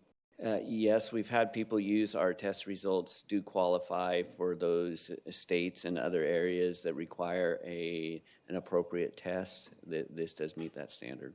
Thank you. I know you said that the testing program is as important as the vaccine program. I differ with that, but for you, as head of the testing well, program, it's a multi-marathon, right? Yes, we're running 2 marathons here, and so it's just as important. And I wanted to add to that, we do have a site that is a testing site in East County that is being set up next week. It will be a contracted site with OptumServe and PerkinElmer's lab. We've worked out those arrangements. So we're finalizing that deal, and next week that will give added capacity and really more convenience for the individuals in segregating out the East County a little bit more. So that's coming up. So we have not stopped our efforts, is what I want to communicate, associated with the importance of testing. And so we're juggling both marathons at this point in time. That's right. And appreciate the Conejo Valley will have a resource there. It's one of the largest school districts out there that are in session. So being able for the teachers to be able to get tested is critical, I think. And then I also want to point out, the governor and the state of California has the app, California Notify, CA Notify, and you can sign up for that app, and it can let you know if you've been near someone who has tested positive. And I think, using all the tools we can, and that's really want to help the public to protect themselves too. Absolutely. Thank you. And Mr. Powers. Thank you, Chair Parks. Next up, we'll hear from Mr. Stamper on our business assistance program. And while Mr. Stamper is coming up, just to update your board on disaster service workers. So these are reassigned county employees. We talked at the outset about this is an all-hands-on-deck effort, and right now we have over 274 employee disaster service workers who have been reassigned.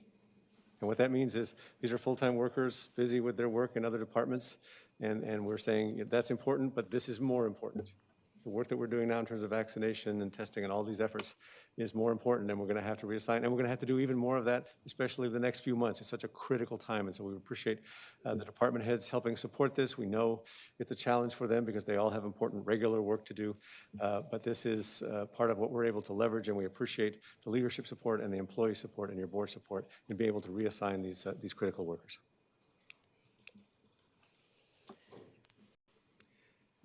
Thank you. Good morning, Chair Parks, board members, CEO Powers, Paul Stamper with the CEO's office. I'd like to give you some highlights related to federal, state, and local resources. Again, we are really encouraging everyone to visit our vcrecovers.org website regularly, sign up for updates, and all of our businesses that have registered with us for reopening, as well as those that have signed up for updates, are getting regular messages with this content as well, so please continue to do that. On the federal side, the Payroll Protection Program 2 has started accepting applications.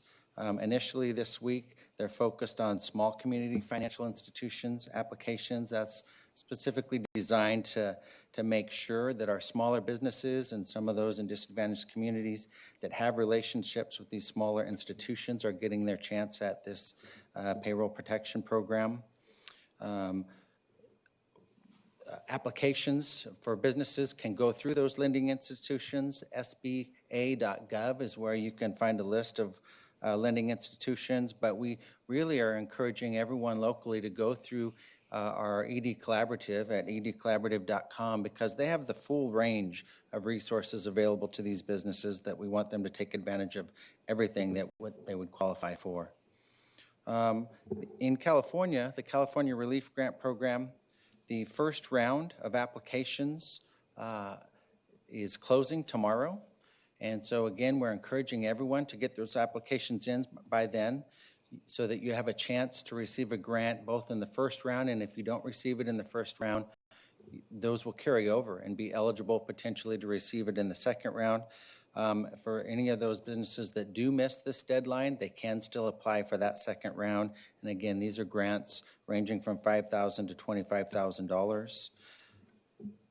Locally, we are in the process of bringing to your board this afternoon a second business assistance grant program, so you'll be hearing more details about that later today. Rental assistance funding from the federal government is coming to our county and other local jurisdictions, and so that will be a good support for our community.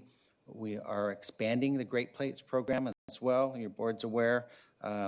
Currently, there are 2,500 recipients and 20 different businesses that are able to participate in this program, and that's going to be expanding to an additional 500 recipients and potentially up to 40 or 50 businesses that will be able to provide those meals and put their employees to work in the process of doing that. Recently, Governor Newsom gave his budget proposals, and again, these are just proposals at this stage. The legislature still needs to take action on these, but I wanted to hit a few highlights for you. The governor asked for the legislature to take immediate action on 5 specific areas totaling up to $5 billion. That included $2.4 billion in a Golden State stimulus, which amounts to $600 to low-income individuals in our state, and that's in addition to the funding from the federal government through the stimulus. $2 billion for reopening schools safely, and again, that's in support of his recently announced program and initiative to help more schools return to in-person education. $575 million to expand the existing California Relief Grants program to just over $1 billion. $71 million for additional fee waivers for small businesses, and this is really targeted at the hardest hit industries, restaurants, bars, personal services, and such. And the governor is also encouraging the legislature to take another look at extending the eviction moratorium beyond the end of this month. Now, of course, that budget proposal includes all the elements of the California budget. I wanted to touch on a couple other business-related items that I didn't list yet in that first immediate action request by the governor. There's money for a jobs initiative, infill infrastructure grants to help support development of housing, sustainable agricultural investments, more money towards our workforce development. And so there's going to be a lot of activity as we move forward. And that's my update for today. I'm happy to take questions. Do we have any questions? I do have a question. Yes, Supervisor Ramirez. Thank you very much for the report. One of the things I'm always worried about is the eviction moratorium, which is great for the tenants, but do you know of any relief for the landlords who haven't been receiving full rent or even any rent and may be in jeopardy of foreclosure and that sort of thing? So I can tell you that through our local county grant program, many of those recipients were landlords that had multiple units. But in general, yeah, there is still a lack of sufficient support in that area. I know that's being discussed at state and federal levels as well, but I'm not aware of other specific programs to that effect. The only thing I would add to that, Supervisor Ramirez, is that the rental assistance programs that we have already provided and that we are going to provide, and we'll hear from Scott Powers in a moment, that our county, as well as the city of Oxnard, are going to receive some additional funds. I think $20 million in rental assistance that the county will administer, and $6 million roughly for the city of Oxnard to administer. So of course, that helps the renters, but it also helps the landlords. So thank you. And as you know, Mr. Powers and others, there are a lot of people who are not able to access that funding. That's a big concern of mine. People don't qualify, and it's a heartache for me and for others. But anyway, not too much we can do about it at this point, but thank you. Well, I want to hit on that. Really appreciate our county working with the city of Oxnard in regards to getting those fundings and making sure they're applying for it. For some reason, the federal decided that they are going to call out cities and not as much counties. Very sensitive to that because counties administer so much of the services, and I want to make sure that our community as a whole is really getting the funding that we need. I want them to be able to receive that funding. So whatever we can do with the city of Oxnard to help them to make sure that we can get that rental assistance out there, I would greatly support, because I think it's extremely important. Those community members really need it right now. And so I understand anytime you apply, the perception is there's a lot of hoops to jump over. And so whether it's getting internet or just the time of day to apply, I'm very sensitive to that. So if there's anything that we can do, I really think we need to assist. So thank you.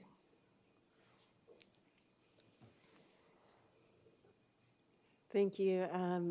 The business assistance grants that end tomorrow, we got the information out by contacting all the lists of businesses in the county. We have that information through their business licenses and such. So I think about how well we did with the farm worker assistance outreach, and it was ads in the paper and all that. But you feel confident that all businesses had the opportunity to know about the program? Yes, we are using every channel available to us, and all of our partners are as well. So every business, the 15,000 plus that have registered with the county to reopen, has received multiple notifications about it. Anyone that signed up for updates through the county has received that. We are pushing this out through the chambers, EDC, and our local partners, and they pushing that to their communities as well. So it's out there. And our wonderful PIO is getting it out there to the press too. So thank Absolutely. you. Mr. Powers? Yes, thank you, Chair Parks and board members. So, yeah, it doesn't do any good to have great programs if people don't know about them. So that's something that we have really taken to heart. And in addition to our PIO's outreach with their social media, which is something we've never had anything remotely like before, but reaching out with the city's partners, with the chambers, with our trusted community groups, and different languages, and multiple different approaches. And so, our farm worker resource program, also raising awareness with them about the rental assistance program. So there are just multiple avenues. We can always do more, and we appreciate being able to partner with our community partners, and we'll continue to do that and encourage any community partners out there. We appreciate your help. So please join us in this effort, because we've got to spread the word as best we can about these programs, and we'll continue to do that. Thank you. Thank you so much for the great work, Mr. Stamper. Thank you. And now we have the looking statewide at business assistance, Mr. Scott Powers. Good morning, board members. Chair Parks, CEO Powers, Scott Powers, County Executive Office. I want to provide you a brief summary of where we are and what we're seeing from the state level, coming from the feds. So there were two significant actions that have been taken in the last month, we'll say. One is the, go to the next slide here. Oh, I went too far.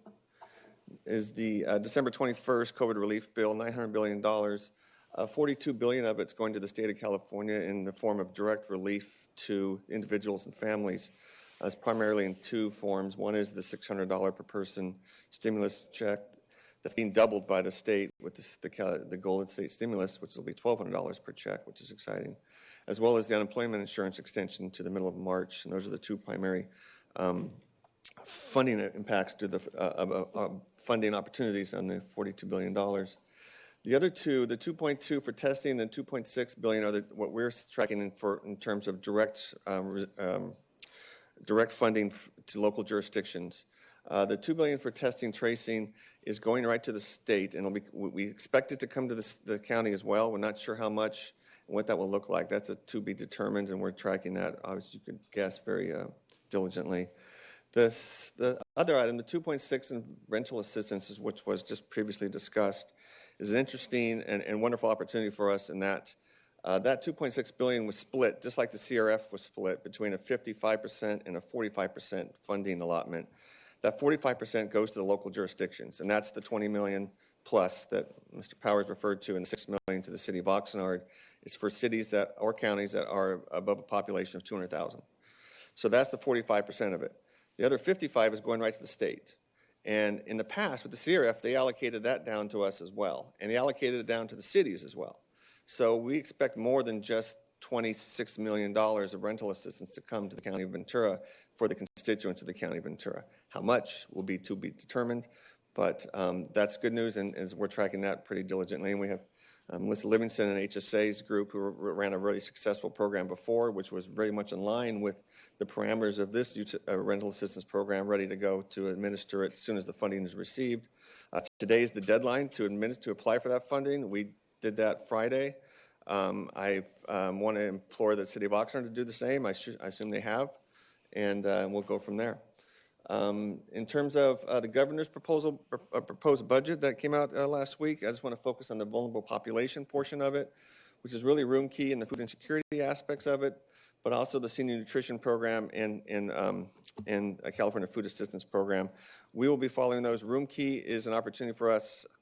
We're already pursuing it with the motel voucher program, as you know, and so we'll be tracking those as well as the impacts to senior nutrition and AAA as well. So once we get some better numbers and some more formidable information, we'll be back with a full report to your board. Happy to take questions. Thank you. Are there any questions from the supervisors? Yes. Yes, Supervisor Ramirez. Thank you. Just very quickly, thank you very much for this report. Can you review with us what the county's been doing in terms of tracing? I think we are doing it, but maybe a little more detail I would appreciate. Thank you. Well, my understanding is the primary, and Mike, you may be able to help with this as well, is primarily aspects of tracing is coming through our DSWs. There's disaster service workers, which are part of our county budget already. And so that's the majority of those resources being put towards it. Mike, you may have some more information on that. Yes. So in terms of our tracing efforts, that's led by a public health communicable disease team. And we have built out that team in accordance with state guidelines. They wanted us to have a certain number of tracing staff based on our population, and that was around 130 to 140. We were able to expand that both by hiring extra help and also with the assignment of disaster service workers and training of them. So that has been going on from the get-go. It's a very strong program, and I will point out that many counties actually stopped tracing at some point along the way because they were just simply overwhelmed with the numbers. Ventura County did not stop. They have never stopped tracing, and it's an incredibly valuable tool. That's good to know because I am aware of some counties just throwing their hands up. Exactly. Thank you. Thank you. Also, isn't there the app that's on the California website, covid19.ca.gov, that people can sign into to have an app on their phone? So that if they want to get notifications, they can as well. I think that's available too, right? Yep. Okay, thank you. Thank you very much, Thank you. Mr. Powers. And if I may, Chair Parks, I wanted to respond also to Supervisor Ramirez's very important questions about people being able to access the programs, and did want to just reassure as well that, for example, our rental assistance and our farm worker assistance programs both programs were available to undocumented individuals in our community. So we make sure this is an open door, no obstacles. We want everyone in our community to have access to these needed programs. So, Thank you so much. Thank you. Right. And then I will ask, sorry. Oh, no, please. Thank you, Chair Parks. Yeah, so next up, we'll have a report on enforcement efforts from Charles Ginkle, the head of our Environmental Health Department. As he's coming up, I want to just highlight for your board and the community as well. I think it's of note that our proposed business assistance program and our previous one, as well as our rental assistance program, align very much with the state's programs. I think that's helpful in terms of the individuals applying and so forth. So I just think it was worth a note. So, Charles, thank you. Good morning, Chair Parks, members of the board, Mr. Powers. I'm with the Ventura County Environmental Health Division Resource Management Agency. I'm here on behalf of Kim Perlhart to give you an update on the COVID compliance. As you heard from Doug Lieber this morning, our moment of inspiration, we coordinate with Doug's group and local cities to ensure that businesses are in compliance with our local ordinances. And to give you a highlight, it bears repeating that we've so far visited over 15,000 businesses with our ambassadors. Our focus has always been on education and monitoring for COVID compliance. We've also established our COVID hotline for employees and the public to report non-compliant businesses. We've only issued about 76 closure orders signed by the public health officer. Most of these cases to date have been resolved. For businesses that continue to flagrantly violate the order, and we've included additional enforcement steps that have been considered. So we're still continuing to coordinate with state agencies such as ABC and Cal OSHA. From my department standpoint, we've suspended and considered revocation of health permits for retail food facilities, in addition to penalties for reinstatement of their permits. We've indicated there'd be restrictions on the ability to participate in Great Plates program as a provider, and we've also included restrictions on receiving any future business assistance grants. And then also, we've also considered possible disconnection of utility services. What I'd like to highlight here is, for the most part, unfair business practice has been an issue. So we have considered unfair business practice charges by the district attorney's office. And in addition to that, our board has authorized initiation and litigation for those businesses with repeated violations. Today, we've got 5 businesses that we've approved last week, and there's several other businesses that are under consideration. Bottom line, and just to highlight it, is it's not only unsafe for the businesses to operate out of compliance, but it's really unfair to all those other businesses that are out there that are operating in compliance. There's been a huge effort by the county, by my staff, to do a lot of outreach to ensure compliance, and we do see it on a daily basis. Those businesses that are complying have sacrificed a lot, and I have to say that the compliance has been extraordinary. The businesses have done a great job coordinating with my inspection staff, and overall their cooperation has been exceptional, with the exception of a few. That concludes my update. Any questions? Yes, Supervisor Long.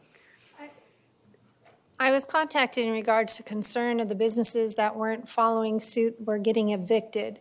Are we involved in any of that process of an eviction? I wanted to ask. I believe we have not. That would be something our code compliance officer might be able to answer. I believe we have not been involved with evictions. Okay. I understood it that we don't own a property to evict them or anything like that. And so I was just asking for a clarification. And then also as an enforcement, so we're urging people who hear about businesses or family members, friends, neighbors that aren't following suit to report. We've received several about maybe a funeral home practicing indoors, and so we forwarded that to code compliance as well. So we're urging people that if they are concerned or they have questions to contact, do they email or do they call? What's the best way to do it? Well, they can call or email. We do have a COVID hotline, which is 805-202-1805, or they can email the COVID compliance@ventura.org. And either way, if they're asking a question related to COVID compliance if we don't have the answer, we'll find it. We'll refer it to the appropriate city, county entity and make sure that they get a response. Thank you very much. And I want to make sure people understand that that's in English and Spanish as well. Yes. And so really appreciate the understanding because there's a lot of frustrations out there and we're really trying to help. So thank you. Any more questions? Any other questions? Not seeing any. Thank you. Thank you for your good work. I know you're very busy. Thank you. And Mr. Powers, the closer. Okay, thank you, Chair Parks. Well, I think that is our report for today. As you can see, our final slide here is a nod to your priority there, Chair Parks. Vaccine deployment is our #1 effort, and then all of these other efforts on multiple fronts, as you can see. And so appreciate your time and support and great questions. Thank you. All right. So that does conclude our update on COVID. And our next agenda item is Can I ask a question on this slide? Yes, certainly. With the Tri-Counties approach, we are continuing to do that. I just wanted to make sure, because we hadn't talked about it with the state of the hospital system and where we are, we wouldn't qualify to get out of the 15% for the hospital. And I wanted to make sure our community understood that. We've received some emails. We are still advocating for a Tri-County, which is Santa Barbara, San Luis Obispo, and Ventura County. That is there, and the state knows that and appreciate them in consideration when we move into different steps. But I wanted to make sure we just touched base on that quickly. Thank you. Yes, if I may, thank you, Supervisor Long. Yes, it is still before the state, and we do remind them of that once in a while, but right now with our numbers as they are, we're not in a strong position. It's really will serve as an advantage to us when our numbers start to get better, and then we're close to it. We don't want to be sort of, for lack of a better word, stuck with this larger region that might take longer for them to get out of. And so I think it would definitely enable us to move forward more quickly. So it's definitely on the forefront of our plans going forward. Yes, and it is nice of San Luis Obispo and Santa Barbara to want us because our numbers are not nearly as good as theirs. So that's an issue. I understand that we have one individual who would like to have his email read regarding this topic. So could the clerk of the board read that for us? Yes, this email comes from Ray Hoyt. It says, hello.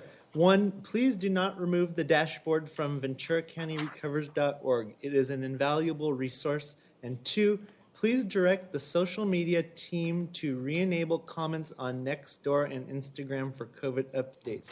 People have questions, and by turning off comments, the county social media teams are censoring citizens. Last Thursday, inaccurate information was posted. This was promptly corrected by a citizen in a reply on Twitter.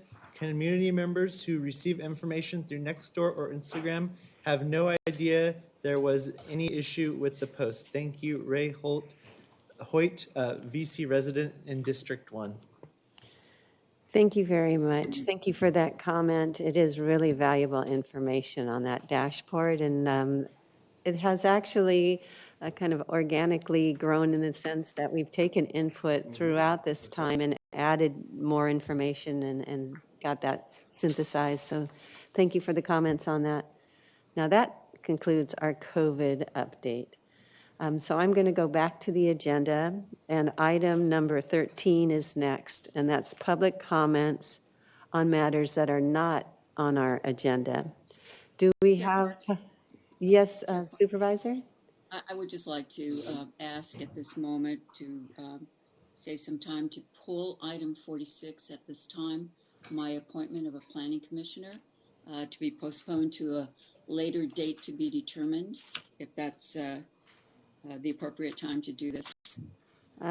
I believe, would that require a vote then, County Council, to change the agenda and pull that item off? It would be consistent with your board's practice Thank to you. have a vote to amend the agenda in that way. So is that a motion, Supervisor Ramirez? Yes, thank you. I'll support her second, the motion. Okay, we have a motion and a second. Could we please have the roll call? And this is to pull the item on the Supervisor Ramirez's Planning Commission recommendation. Supervisor Long. Yes. Supervisor LeVere. Yes. Supervisor Huber, Yes. Supervisor Ramirez, Yes. Chair Parks. Yes. Thank you. Thank you. And as I was saying, do we have any public comments on items that are not on the agenda? There are no public comments. Okay. And so at this time, we will go to our board comments. And I'll go first to Mr. Powers. Chair Parks, I apologize. Thank you. I just wanted to respond. We do get questions and comments from the public, and so I wanted to respond as quickly as we get information. So I believe it was Mr. Hoyt who just responded. Just to clarify, comments are currently on for both Nextdoor and Instagram. They were temporarily suspended, but they are back on, just to make you aware. Thank you. Thank you.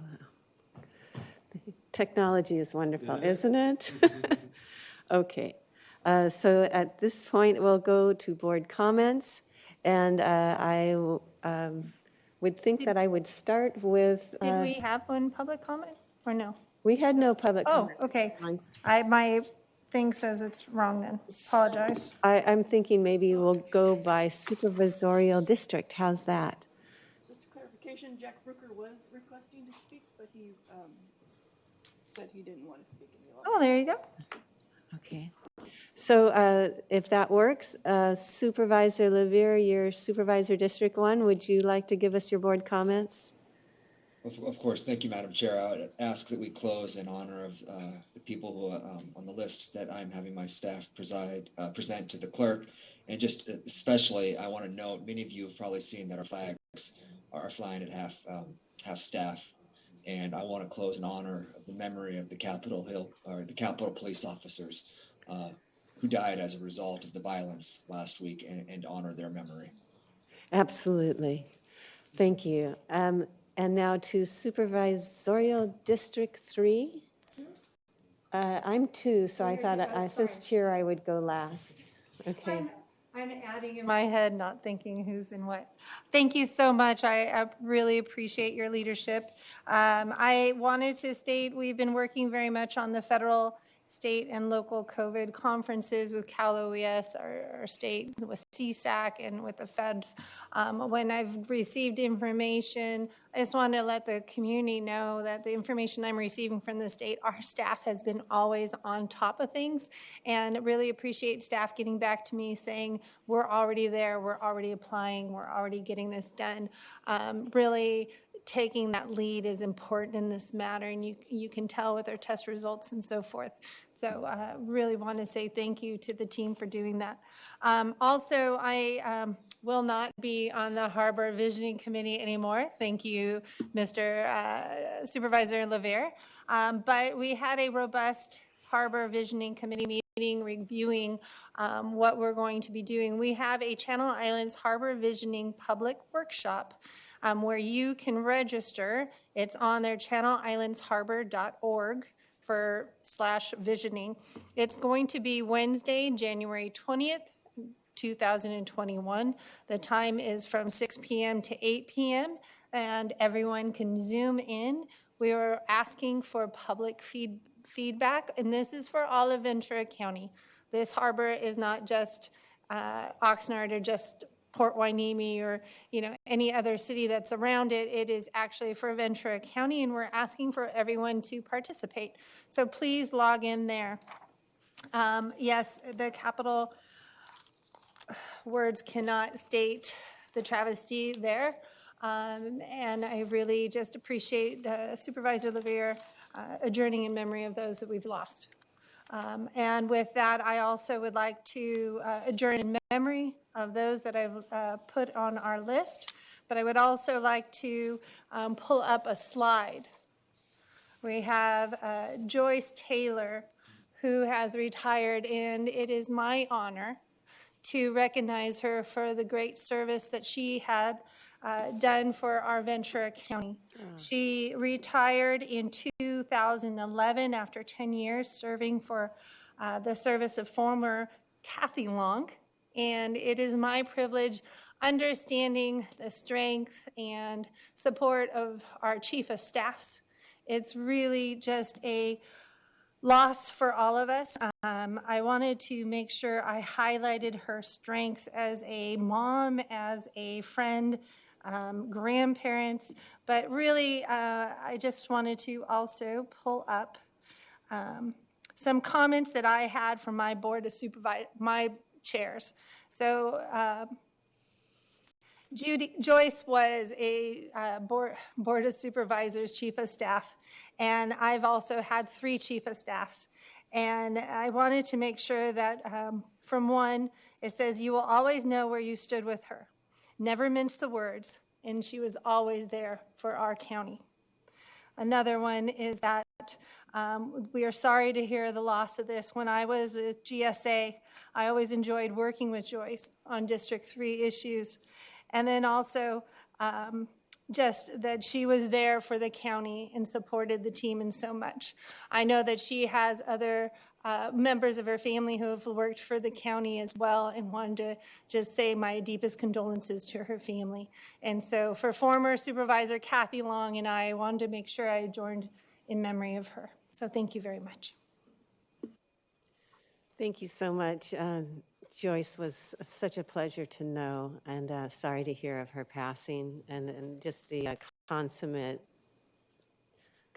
staff person, perfect for Kathy Long, wasn't she? I mean, they were just they were a great team.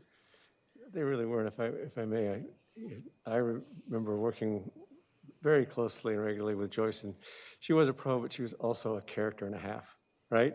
Just a great sparkle about her, great energy and warmth and kindness.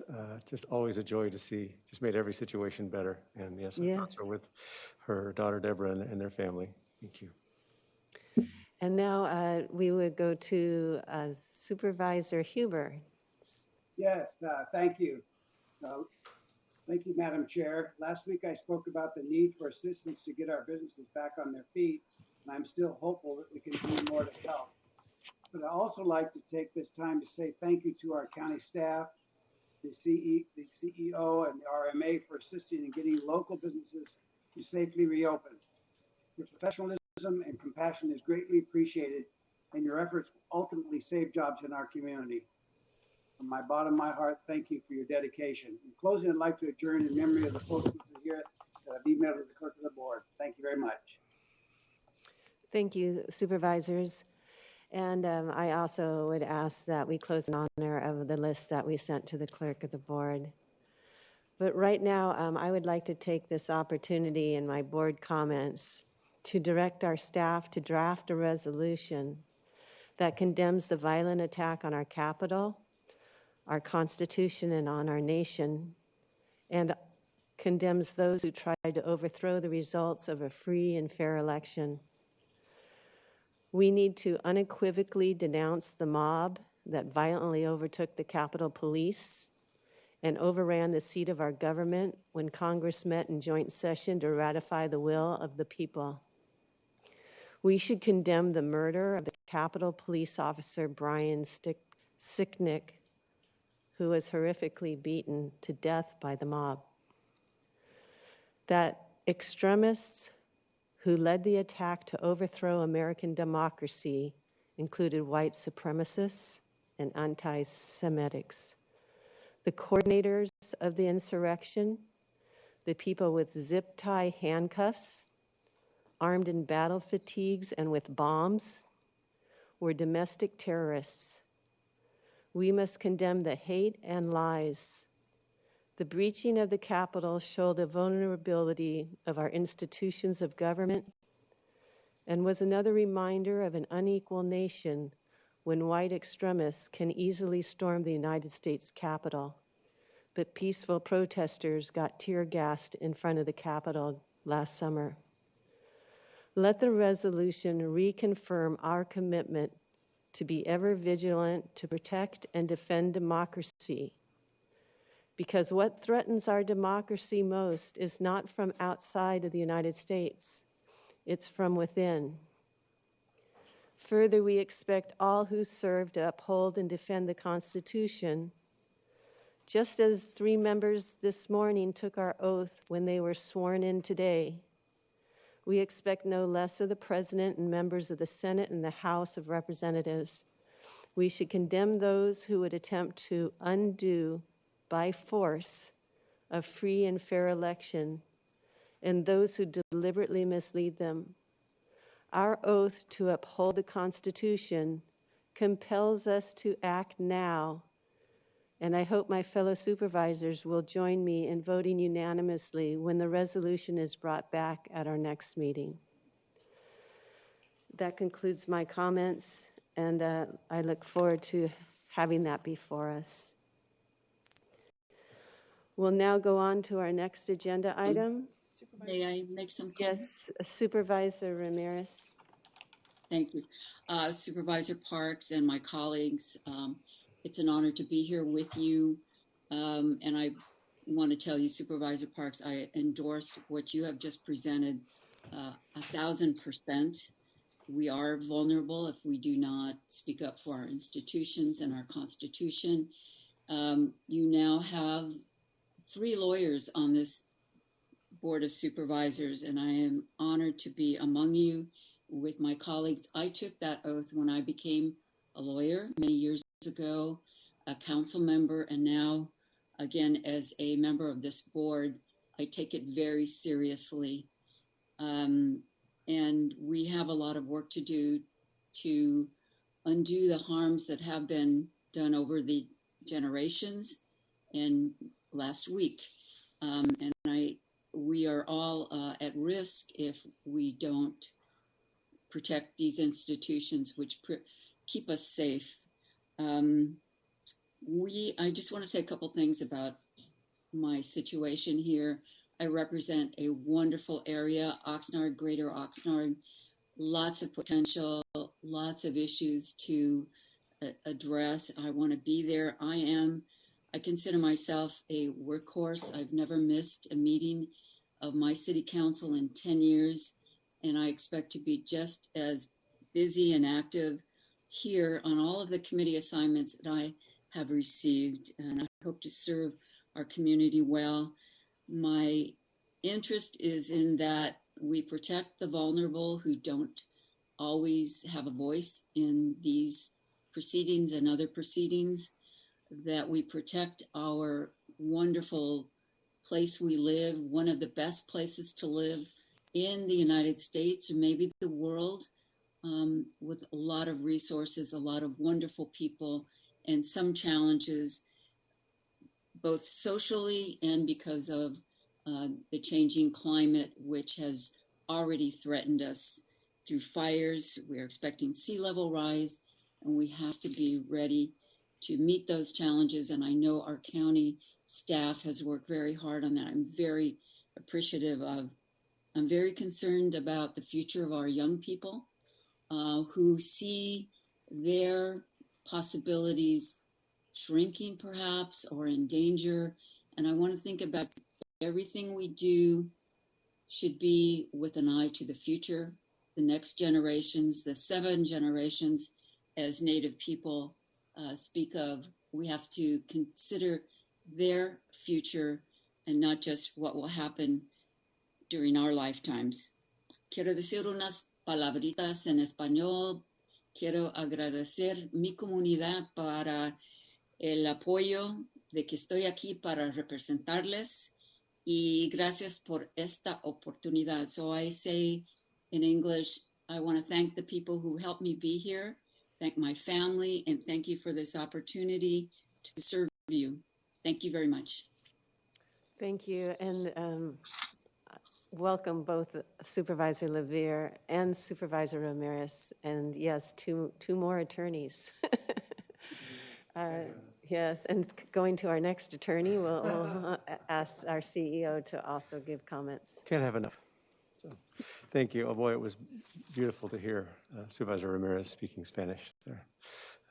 Wonderful. So thank you, board members, Chair Parks. Just a couple of updates. On Saturday, VCMC and Santa Paula Hospital held a virtual nurses fair. Was very successful. I believe they have 17 job offers, including nurses and IT and cooks and so forth. So really an important time to get those folks on board with us. Appreciate Katie McKinney, Sean Otten, Michelle Sayer from VCMC, everybody who put all that together. Wanted to recognize our energy team with the VCREA receiving a $2.5 million grant for electric vehicle ready community phase 3.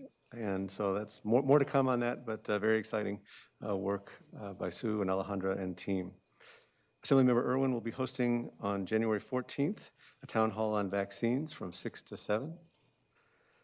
Also, EDC's 24th annual virtual meeting will be Thursday, January 24th from 4 to 5. And last and most certainly not least, we've had a day of firsts here, a first Latina supervisor sworn in, and we also now have joined us yesterday the county's very first diversity, equity, and inclusion officer, Pin Zapania. And Pin is here this morning, and I thought I'd just introduce her to your board and the county team and the community. So, Pin, welcome. Yes, good afternoon. I believe it's afternoon. Board of chair of the board and all the supervisors here. I'm learning the different how we call our board of supervisors here, which is board of county commissioners. So that's the first thing. So I'm very delighted to be here. I'm excited for the opportunity to bring the knowledge, the experience, and my background. I'm a child of immigrant. I came here to the United States over 40 years ago as a refugee to this country. So, and have learned a lot through the years about what it means to be an American in this country. And I bring the passion, the work that needs to go on to ensure that we all provide a better outcome for every single resident of our community. So I'm delighted to be here, and I know this work cannot be done with just me. It has to be everyone's responsibility, including all of you.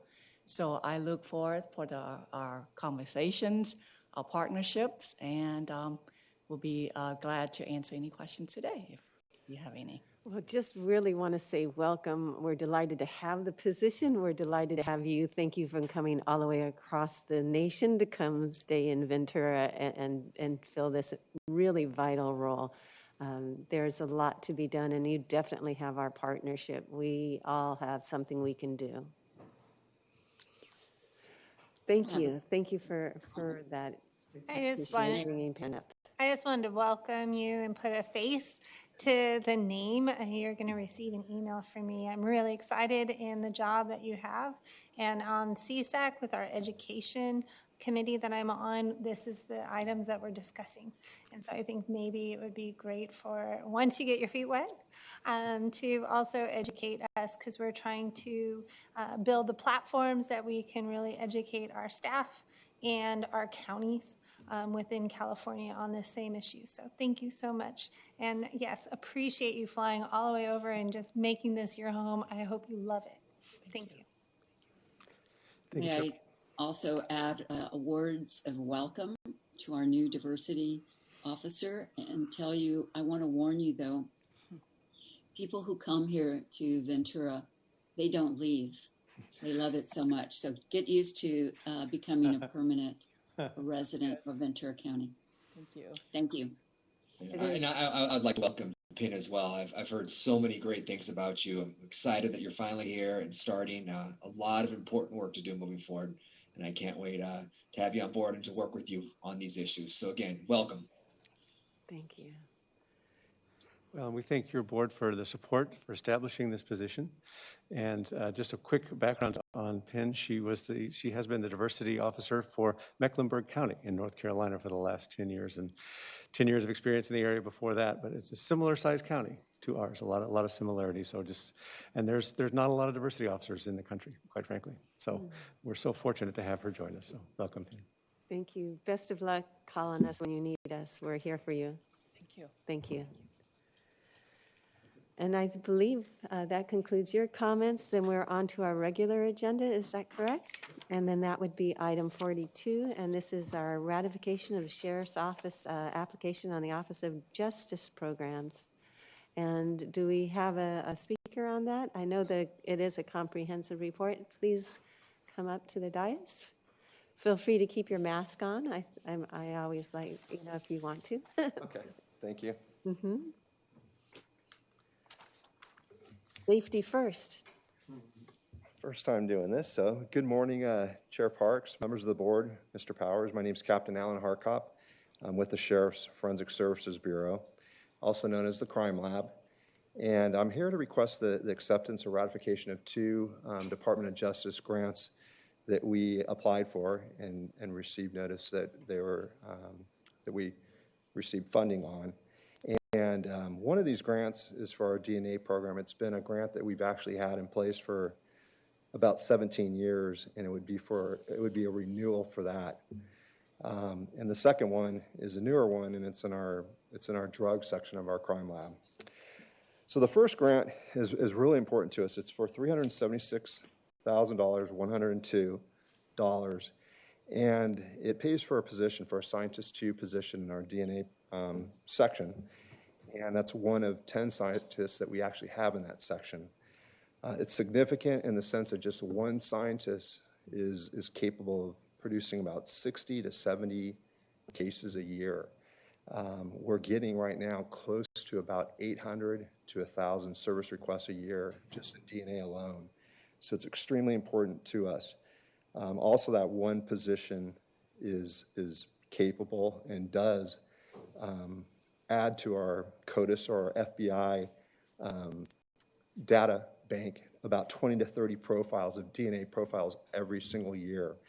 And that's exciting for us in the lab because every Monday we actually get our hits and we find out if we've had any matches once they get inputted for the weekend. So that one position actually contributes to up to about eight hits a year. And these are serious, when I say hits, these are, it's matching against other profiles that have been added. And these are serious crimes up to murder, so up to the most significant and serious type of crime. So the grant is extremely important in helping us with that, with the funding, also for additional equipment. And like I said, it's something that we've had for several years, and this is a renewal for that. And we're also asking for the position is expiring for that to be, so also to adopt a resolution for that to continue on. The second grant that we received approval on is for it's about $135,000. The exact amount is $134,150, and that's for our drug section. That's known as the Paul Coverdell grant, and this is also significant to us because in the last 5 years, you've probably heard about fentanyl in the field, and our officers are no longer doing preliminary testing in the field. So every single drug case comes to the lab for analysis. So prior to that, our officers for for the sheriff's office and all the city departments could actually test in the field and then go ahead and book their evidence. And a lot of times it did not need to be examined by the crime lab. So that's changed with the scare with fentanyl for officer safety purposes and the safety of everyone.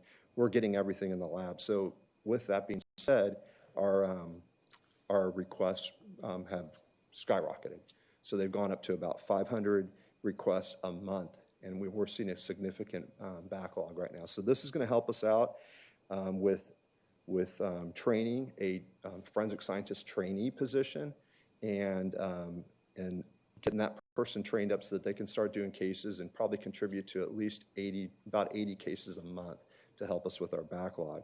So that's what both these grants are for, asking the board to ratify them, and I appreciate your time, and if anybody has any questions, I'd be happy to answer. I'm delighted that you went for the grant and that you got it, and it will make our county safer for sure. Can you give us your name? It's Alan Hartkop.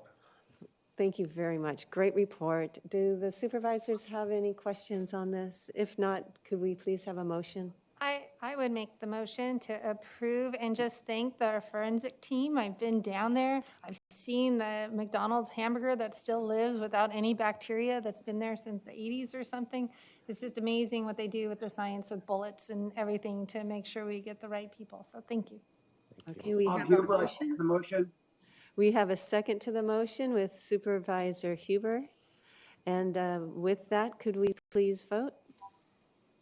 Supervisor Long? Yes. Supervisor Levere? Yes.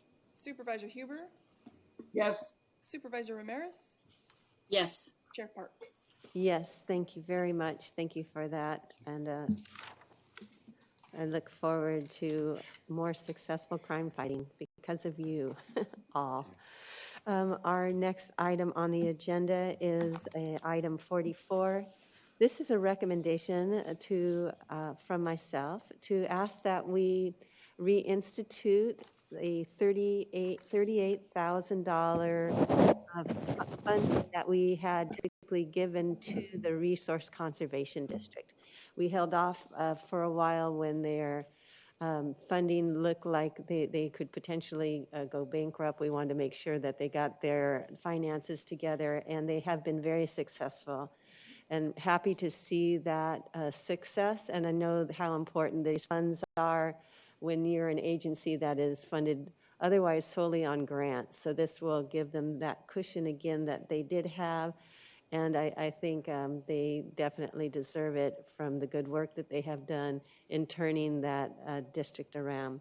So with that, I will make the motion that we do put this money in our budget and also appropriate it with the next year, next fiscal year, and then continue that as appropriate. So that's my motion.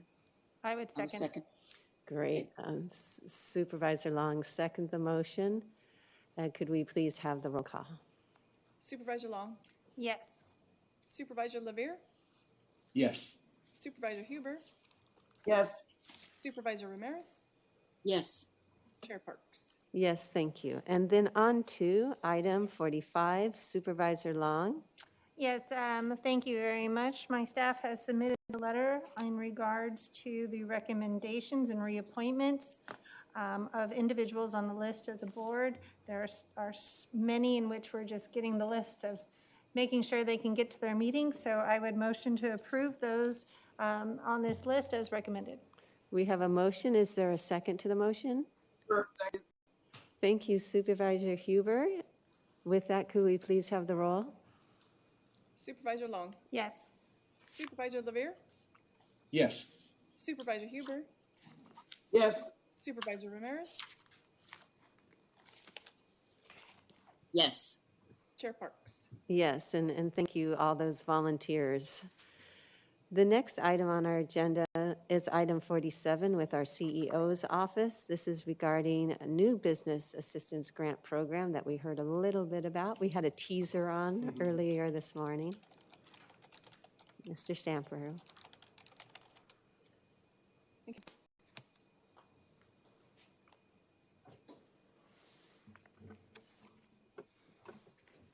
Hello, Chair Parks, board members, CEO Powers, Paul Stamper with the County Executive Office. I'm pleased to bring you today a proposal and ask for your conceptual approval of a second business assistance grant program. Just to revisit, our last program that we completed wrapped up towards the end of the year. It included support for small businesses and nonprofits. We had nearly 4,000 recipients from that program with a total of between 19 and $20 million going directly into the hands of our businesses. And you can see on that chart there that we got the vast majority of that into the very small businesses that we were aiming for, and we're pleased to see the results of that with our first grant program. This program coming back to you today, we're proposing using general fund dollars, and I wanted to walk you through the basics of that program and invite your board's direction to support us as we develop and come back with a final proposal for you. So again, the second grant program would be for businesses and nonprofits in Ventura County. We would use $20 million in funding, and we would again issue $5,000 grant awards. There's a goal timeline listed there.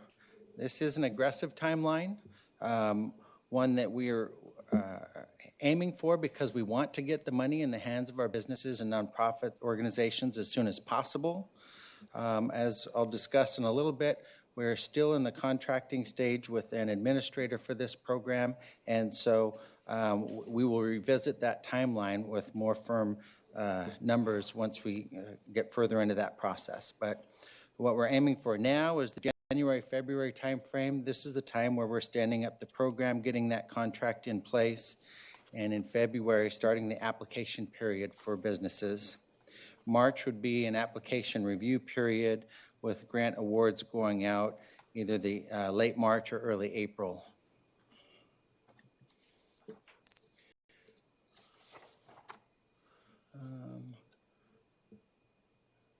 My slides are out of order, if you beg your pardon here. Oh, I skipped over one.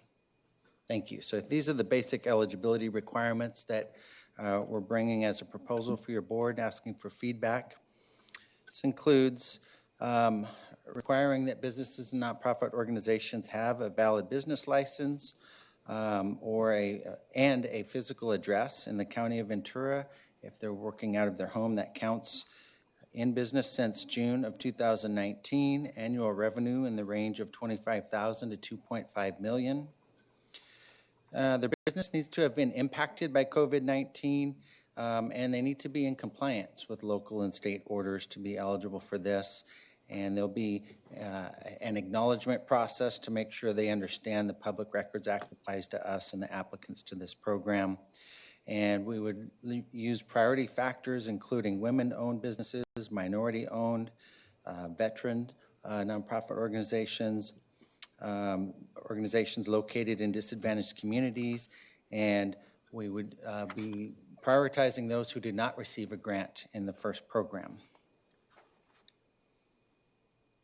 So to highlight some of the changes from the first program to this one that we're offering for your consideration is the nonprofits in the previous program.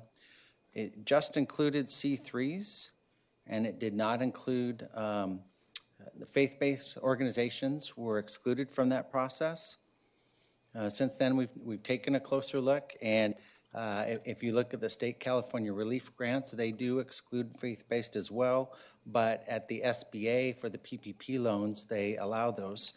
So that's something for your board's consideration. We're in recognition of the vital role they play in our safety net here in the community. We're proposing that they be included.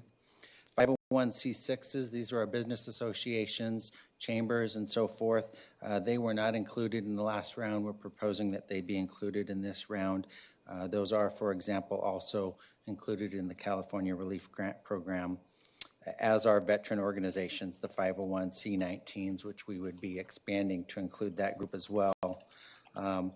The reference to not being engaged in lobbying activities, we do invite your board's feedback on this. There's a variety of options out there. Currently, the California Relief Program is allowing for those businesses. These are often chamber-type businesses that are doing good work supporting our community, but may have some lobbying aspect.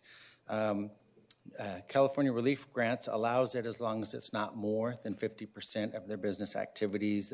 SBA does allow it as long as it's not more than 15% of their activities. So that's something for your board's consideration as we move through finalizing this. The annual revenue, we look to move into alignment with what the state's doing, so we increase the upper end from $2 million to $2.5 million. That would also allow for some businesses to have a chance that didn't before, that are in that next tier. Compliance with health orders, of course, would be a component of this. In business since June 1 of 2019. Previously, we had identified March. And again, this is an effort to move in alignment with what the state's doing, make it simpler for all those who are applying to both programs to know easily if they're eligible and meet those criteria. And then moved PPP, removed it as a consideration.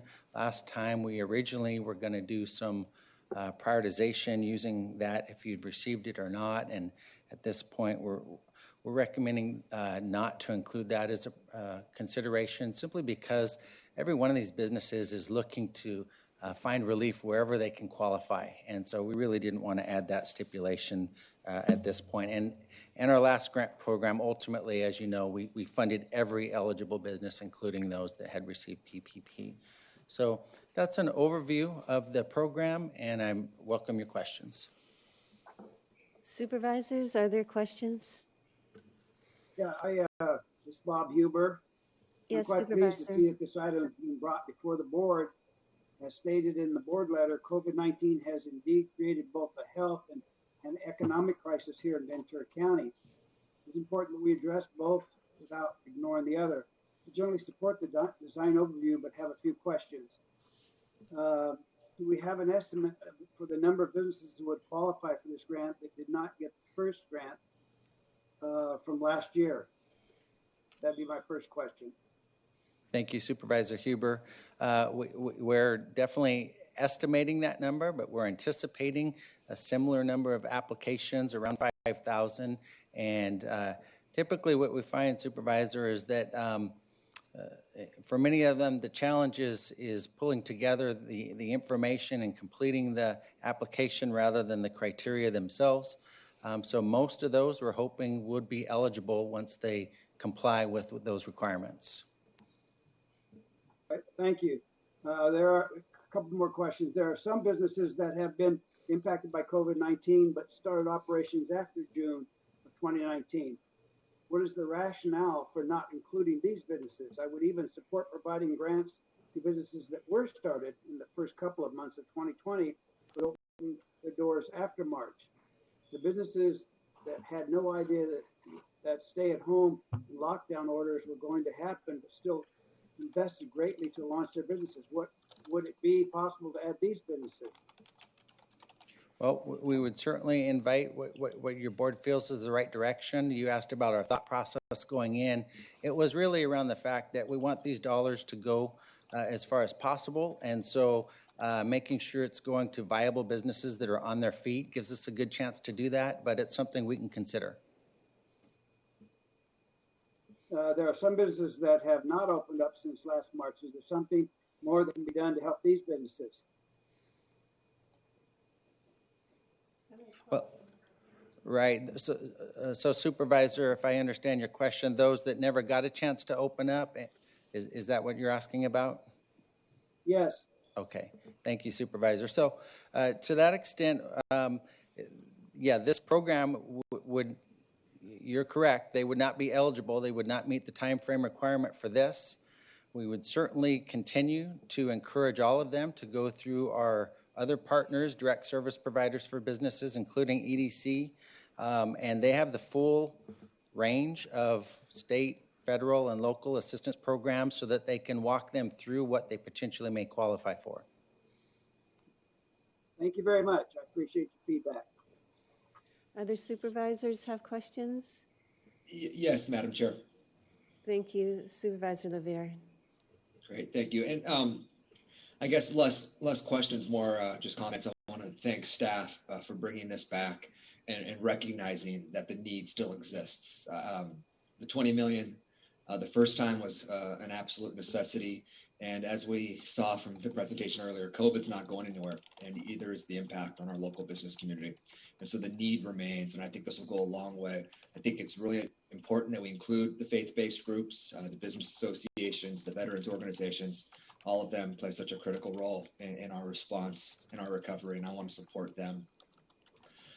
I guess one question I do have is, I know this is prioritized towards businesses and groups and organizations that didn't receive funding the first time, but assuming that the group of businesses that take up this funding is not enough to equal the full 20, I assume that's going to be available to maybe the businesses that got the assistance the first time and still need help. If I may, Chair Parks, yes, Supervisor LeVere, that's absolutely correct.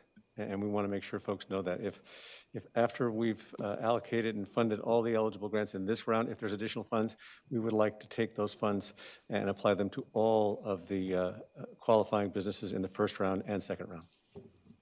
Great, I appreciate you clarifying that. I think that's, again, very important.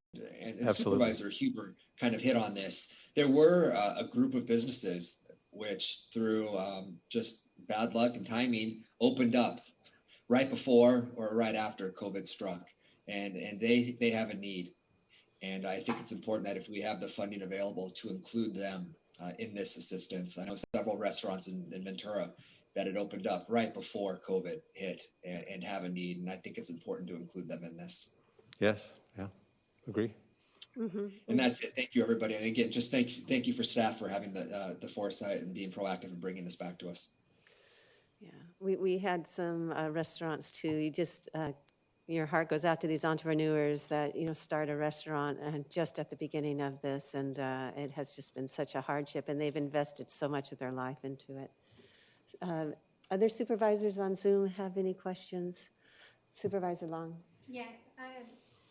Yes, thank you. I really appreciate the chance to provide feedback, since we have to do this in open session, which is important for our community. I agree on the nonprofits, including them, but the biggest point I need to focus on is the compliance with the health orders. I think that is really going to be an important factor to make sure they know when they apply that they need to do that. And then also, I do have a question of I wanted to know how many businesses fit within that June 1st and then our second closure with the surges. We all had to close everything down with the hospitals at a 15%. I'd want to know on those businesses, because I think that's still, everyone's trying to redo and renew their businesses because of COVID. And so I would like to make sure we help those businesses as well. So if there is additional funding, or if we know that those can apply, I think pushing that date from June 1, like Supervisor Huber was questioning, to a later date to make sure we encompass more, I think would be a good procedure. But I really appreciate getting this done for our community and making sure that those funds go to the right place. Thank you. And then I have a couple of comments too. Thank you for that. We're using general fund money for this. Yes. And at the same time, we're seeing tremendous funds coming from federal, state government specifically for this. Is this something that may be reimbursed with funds from those agencies? That is something that we're looking at. Again, because of your board's foresight and budgeting, we're in a position to do this now, so we don't have to wait. But as we design this program, we are considering CRF guidance and seeing if this can be eligible for that as well. Yes, thank you, Chair Parks. Very important question. So there wasn't actually money for this in the most recent federal bill. I want to be very clear about it. There was not. But because of the conservative way your board budgeted our CARES funds last time, we were able to use CARES funds more in the safety area and pull out some general fund dollars and create that flexibility. So that's created additional flexibility. Quite frankly, we may have more flexibility because we also budgeted some additional testing funds and vaccination funds, because we just didn't want to count on getting state and federal. So we wanted to make sure we had money there set aside. So if we get enough state and federal funds to satisfy those areas, that may also bring up some additional funds that we'll bring back to your board. Thank you for that information. I just remember, thought that it definitely was in the federal budget. So I'm glad that you pointed out that it wasn't, but there was a lot of talk about, we got to get the money to the businesses. So I just assumed. So good to know that it isn't true. Well, just to be clear too, that there's a lot of moving parts there. There was direct federal help for businesses in the most recent bill. Right. That's what we've already gone over. What we're talking about is a local government support, county support for businesses. And in the first CARES bill, there was money for counties. In the second bill, there was not. But we have reserved enough so that we still have some available for it. Yes. Now I do recall that specifically. It didn't come to the counties. It went straight to the businesses. So good for that. And then I just have to say, I did go through the list of the funds, the $20 million or so that we gave through the Ventura County Community Fund Foundation to the businesses. And it took a few months to get, but I was just so impressed with the tremendous number of small businesses that, we were able to reach out and help, and that they were able to, sign up for. It is really successful government, and I'm delighted to see that, and I just wanted to give that input. The question I have also, last question, I really appreciated the PPP when it first came out, because it was prioritizing businesses that had lots of employees, and that whole concept of keeping people from the unemployment lines. Is there a way that we could do the same here in some manner in terms of prioritizing businesses that have employees? For example, instead of, like the one consultant with no employees, getting the same amount or something as a business that has 8 and they're trying to hold on to those 8 employees. That is something we can take under consideration, yes. Okay. So I would ask, and I don't know if this is an opportunity, I guess to make that recommendation, but I would like to ask that we prioritize businesses that have employees over those that don't, essentially. Is that a good direction that the rest of the board approves, or I'll go ahead and make it a motion? You don't need to make it a motion, since this is getting your board's input conceptually for staff to decide what to bring back for your board to actually consider and approve. I agree that that's important to prioritize. Thank you, Supervisor Levere. I see Supervisor Long shaking her head yes. Yes, I agree. I was thinking in my head as to making sure fairness, and I was wondering, County Council, we've had different discussions where can we cut it to a smaller portion, or do we have to do it at all for fairness in competition? And so I was just wondering if there's a limit, if the limit is 3 people, 2 people, 1 or 10, is that a flexibility that we can have? Yes, that's a decision that it would be up to your board. Okay, thank you very much. So yes. I would put that to Supervisor Ramirez. Thank you very much.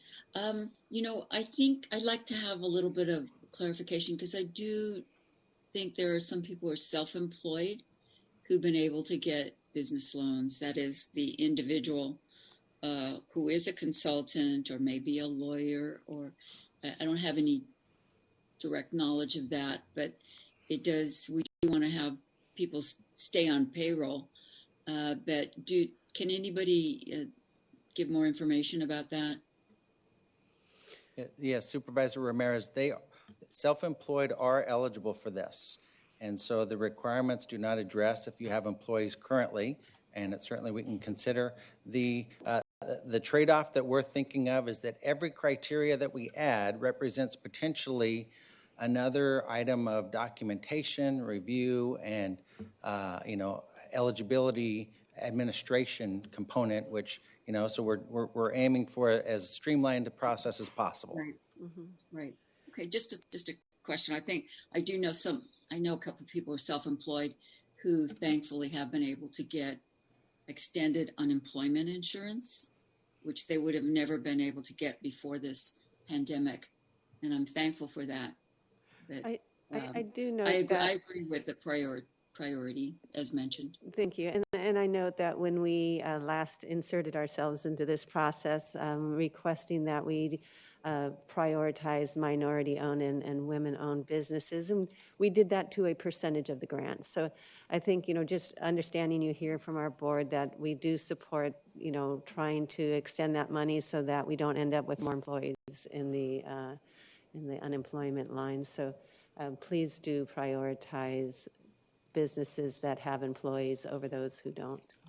We'll do not that. To the exclusion necessary, but definitely. And related to your point, when we build the program, we look at both options. What you don't know is how many people will apply.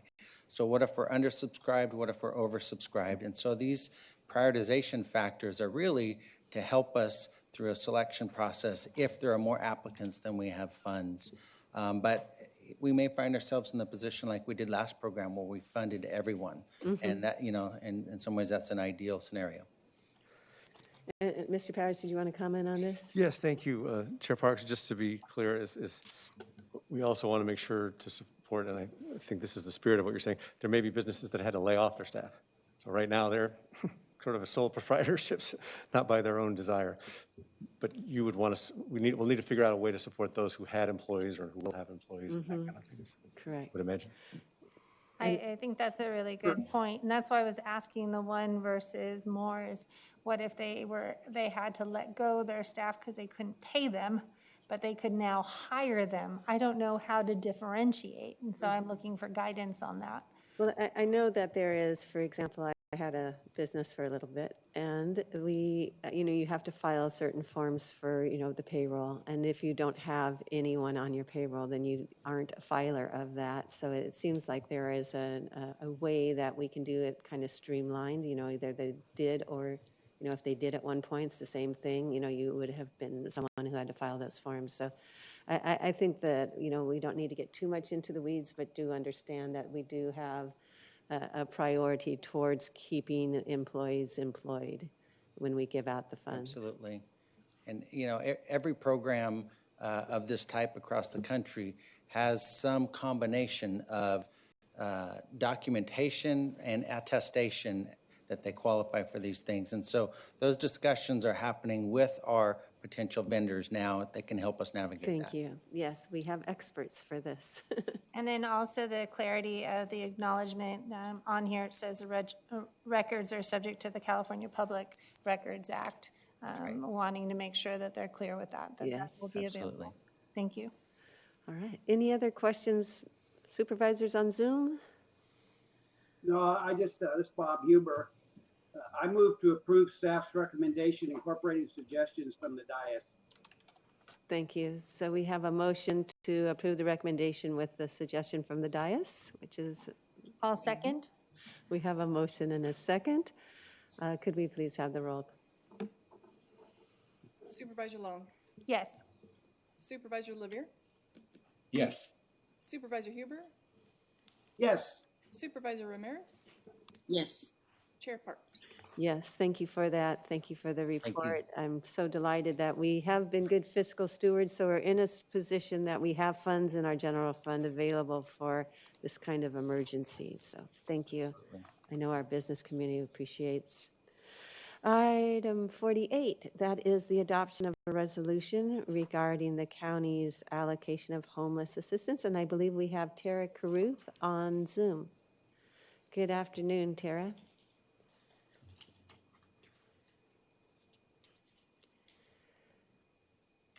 Going once. I think they just got the letter in. Mm-hmm. And we could come back to that as we work to get her on Zoom.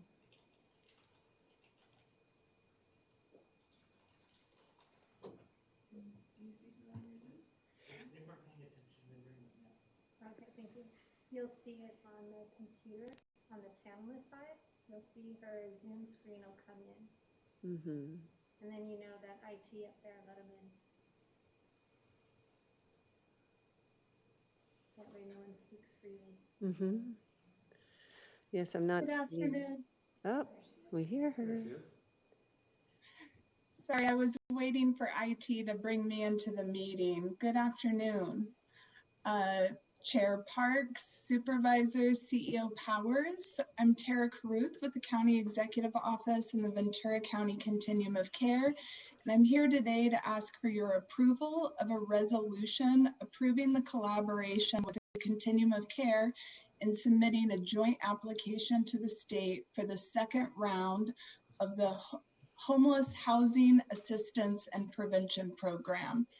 The county's allocation is just over $830,000 and the COC's allocation is $930,000 for a combined allocation of $1.7 million approximate in funding. These funds are eligible to support emergency shelter operations, rapid rehousing, supportive housing, street outreach, homeless prevention, and diversion services. The state requires that all programs funded by this program, HAP, utilize the Homeless Management Information System, or HMIS, and participate receiving referrals through the Coordinated Entry System, locally referred to as Pathways to Home. The state has encouraged jurisdictions to utilize this funding in filling system gaps, addressing racial disparities, and supporting the rehousing efforts of persons supported by Project Roomkey. The Continuum of Care, with input from cities, county, and nonprofit service providers and stakeholders, developed the recommended of priorities contained within your packet for these funds, considering the needs and gaps of the service system and other emergency funding that has been made available as part of the CARES Act. We are asking for your approval of the recommended funding priorities of emergency shelter operations, flexible rental assistance, including landlord incentives, street outreach programs, investment in supportive housing, and flexible homeless prevention funding.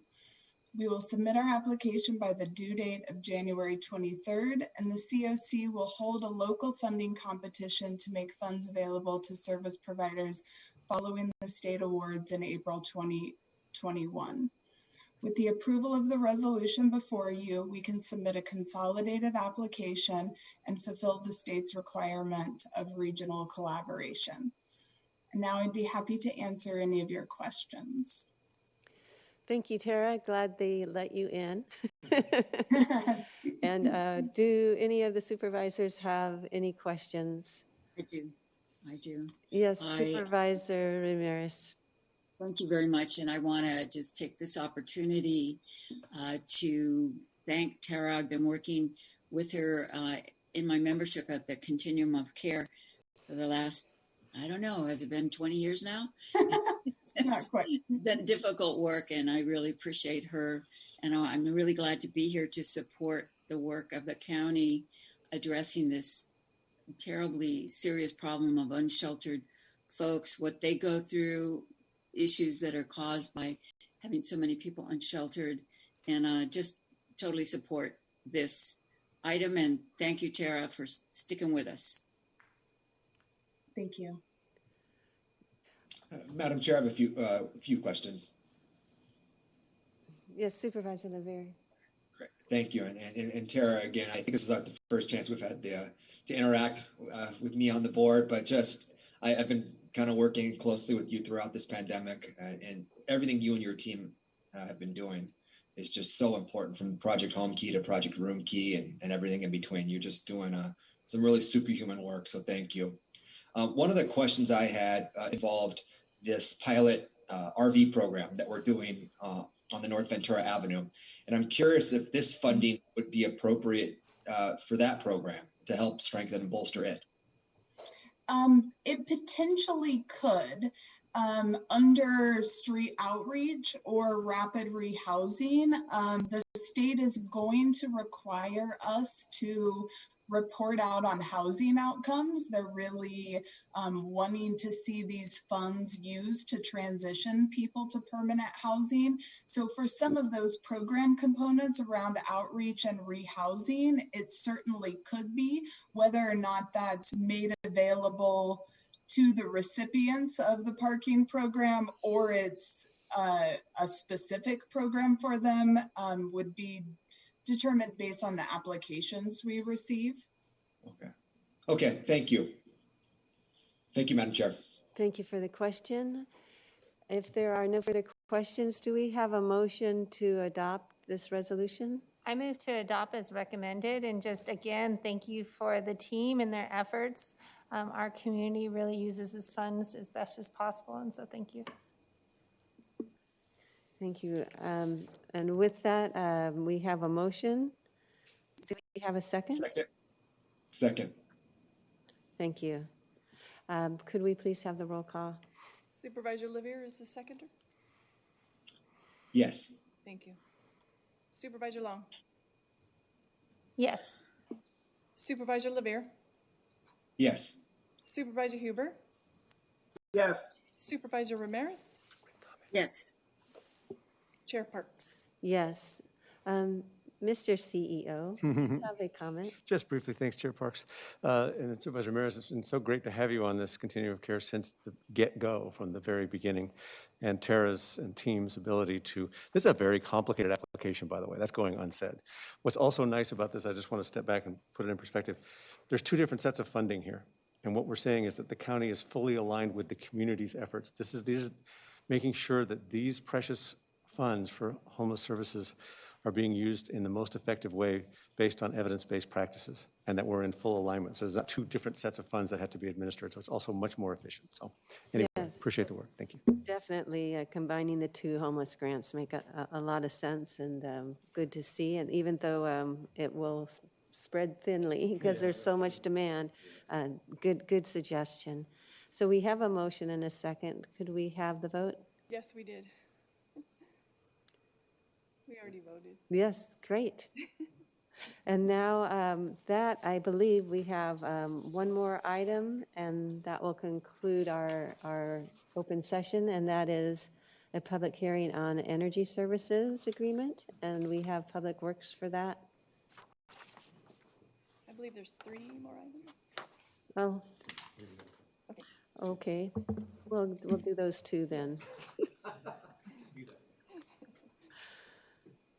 Good afternoon, Chair Parks, members of the board, Mr. Powers. I'm Joe Pope, Public Works Agency Water and Sanitation Director.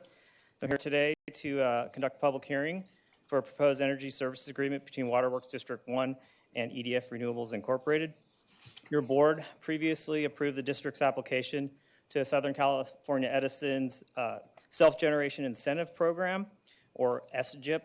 As a result, the district has secured $1.9 million in funding for the installation of a battery storage and microgrid system for the Moore Park Water Reclamation Facility.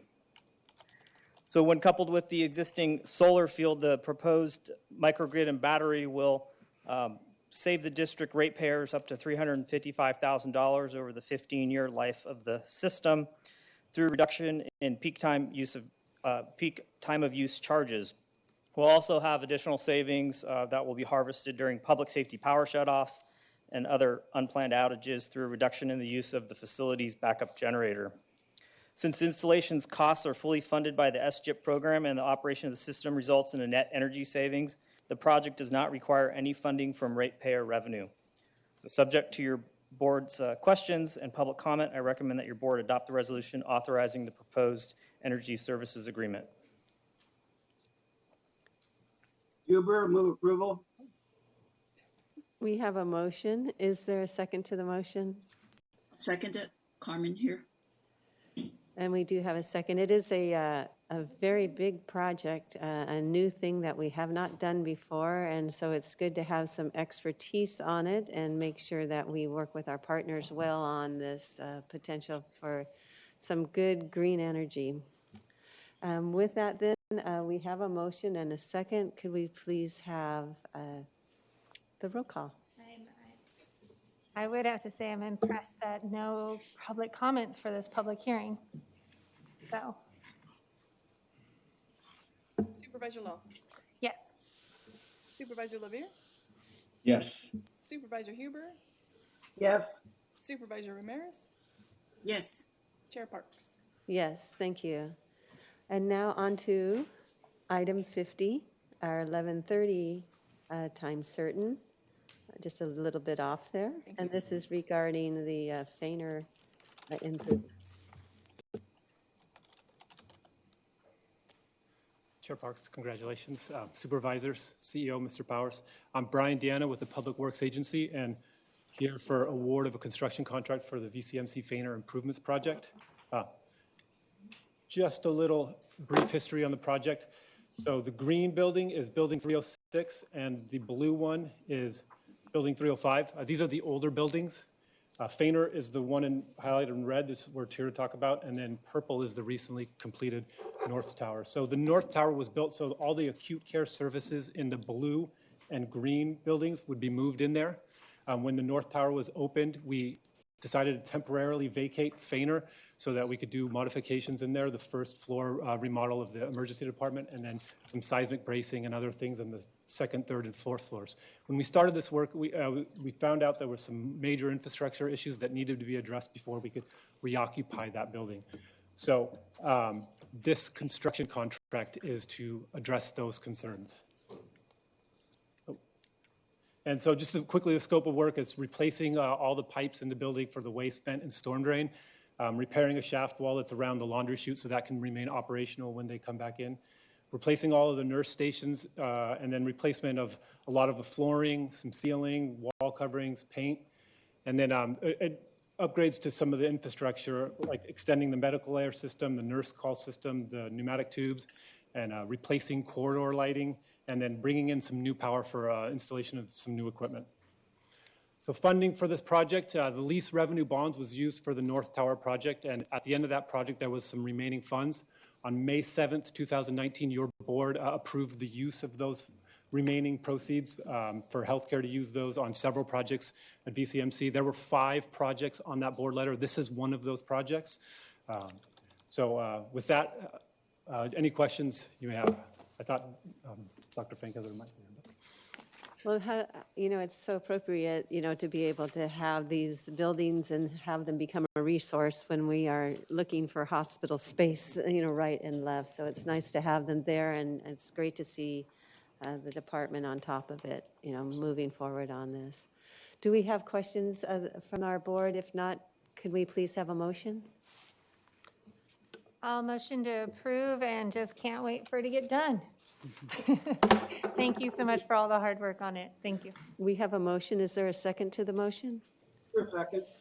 Thank you, Supervisor Huber. Roll call, please. Supervisor Long. Yes. Supervisor Levere. Yes. Supervisor Huber. Yes. Supervisor Ramirez. Yes. Chair Parks. Yes, thank you. Thank you for the report. Concise and very helpful. We are going now to our last open item before we go to closed session. And also we have, I think, APCD today too. This will be a public hearing, so I will go ahead and open the hearing. And this is regarding the contract with our Nurses Association. Good afternoon. Good afternoon. Chair Parks, members of the board, CEO Powers.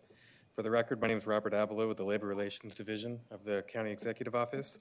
I'm before you today to request your board commence a public hearing on the adoption of amendment to extend the term of the agreement between the County of Ventura excuse me, and the California Nurses Association, commonly known as CNA, to waive a second hearing, and finally, to adopt the amendment at the conclusion of this hearing. The current contract between the county and CNA expires on January 23rd, 2021, and the parties have been bargaining for a successor agreement since October of 2020. Our talks have been substantive and fruitful with the exchange of many proposals, but we have yet to come to an agreement. Therefore, we've agreed to a short extension to March 9th, 2021. The purpose of the extension is to allow the parties to continue to bargain for a successor agreement while the terms and conditions of the agreement remain in place. Both parties are committed to reaching an agreement by March 9th. That concludes my comments, and I'd be happy to answer any questions. Thank you for the report. Any questions? If not, I'll entertain a motion. Close the public hearing, entertain a motion. Huber, so moved. Thank Second. you, Supervisor Huber. Thank you, Supervisor Levere. Were you the second? Yes. Thank you. Roll call, please. Supervisor Long. Yes. Supervisor Levere. Yes. Supervisor Huber. Yes. Supervisor Ramirez. Yes. Chair Parks. Yes, thank you. And with that, I believe that concludes our board meeting for today. Other than our closed session, do we anticipate any announcements from our closed session? There may be some, yes. There may be some, thank you. And with that, we'll come back for an announcement if there is one, and then on to APCD. Thank you very much.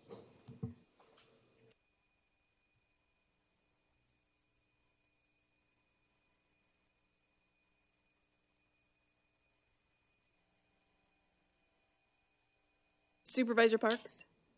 Yes. Okay, are you ready? Yes. Go ahead and you can call us back to order. Okay, I'm reconvening the Board of Supervisors on this January 12th, 2020.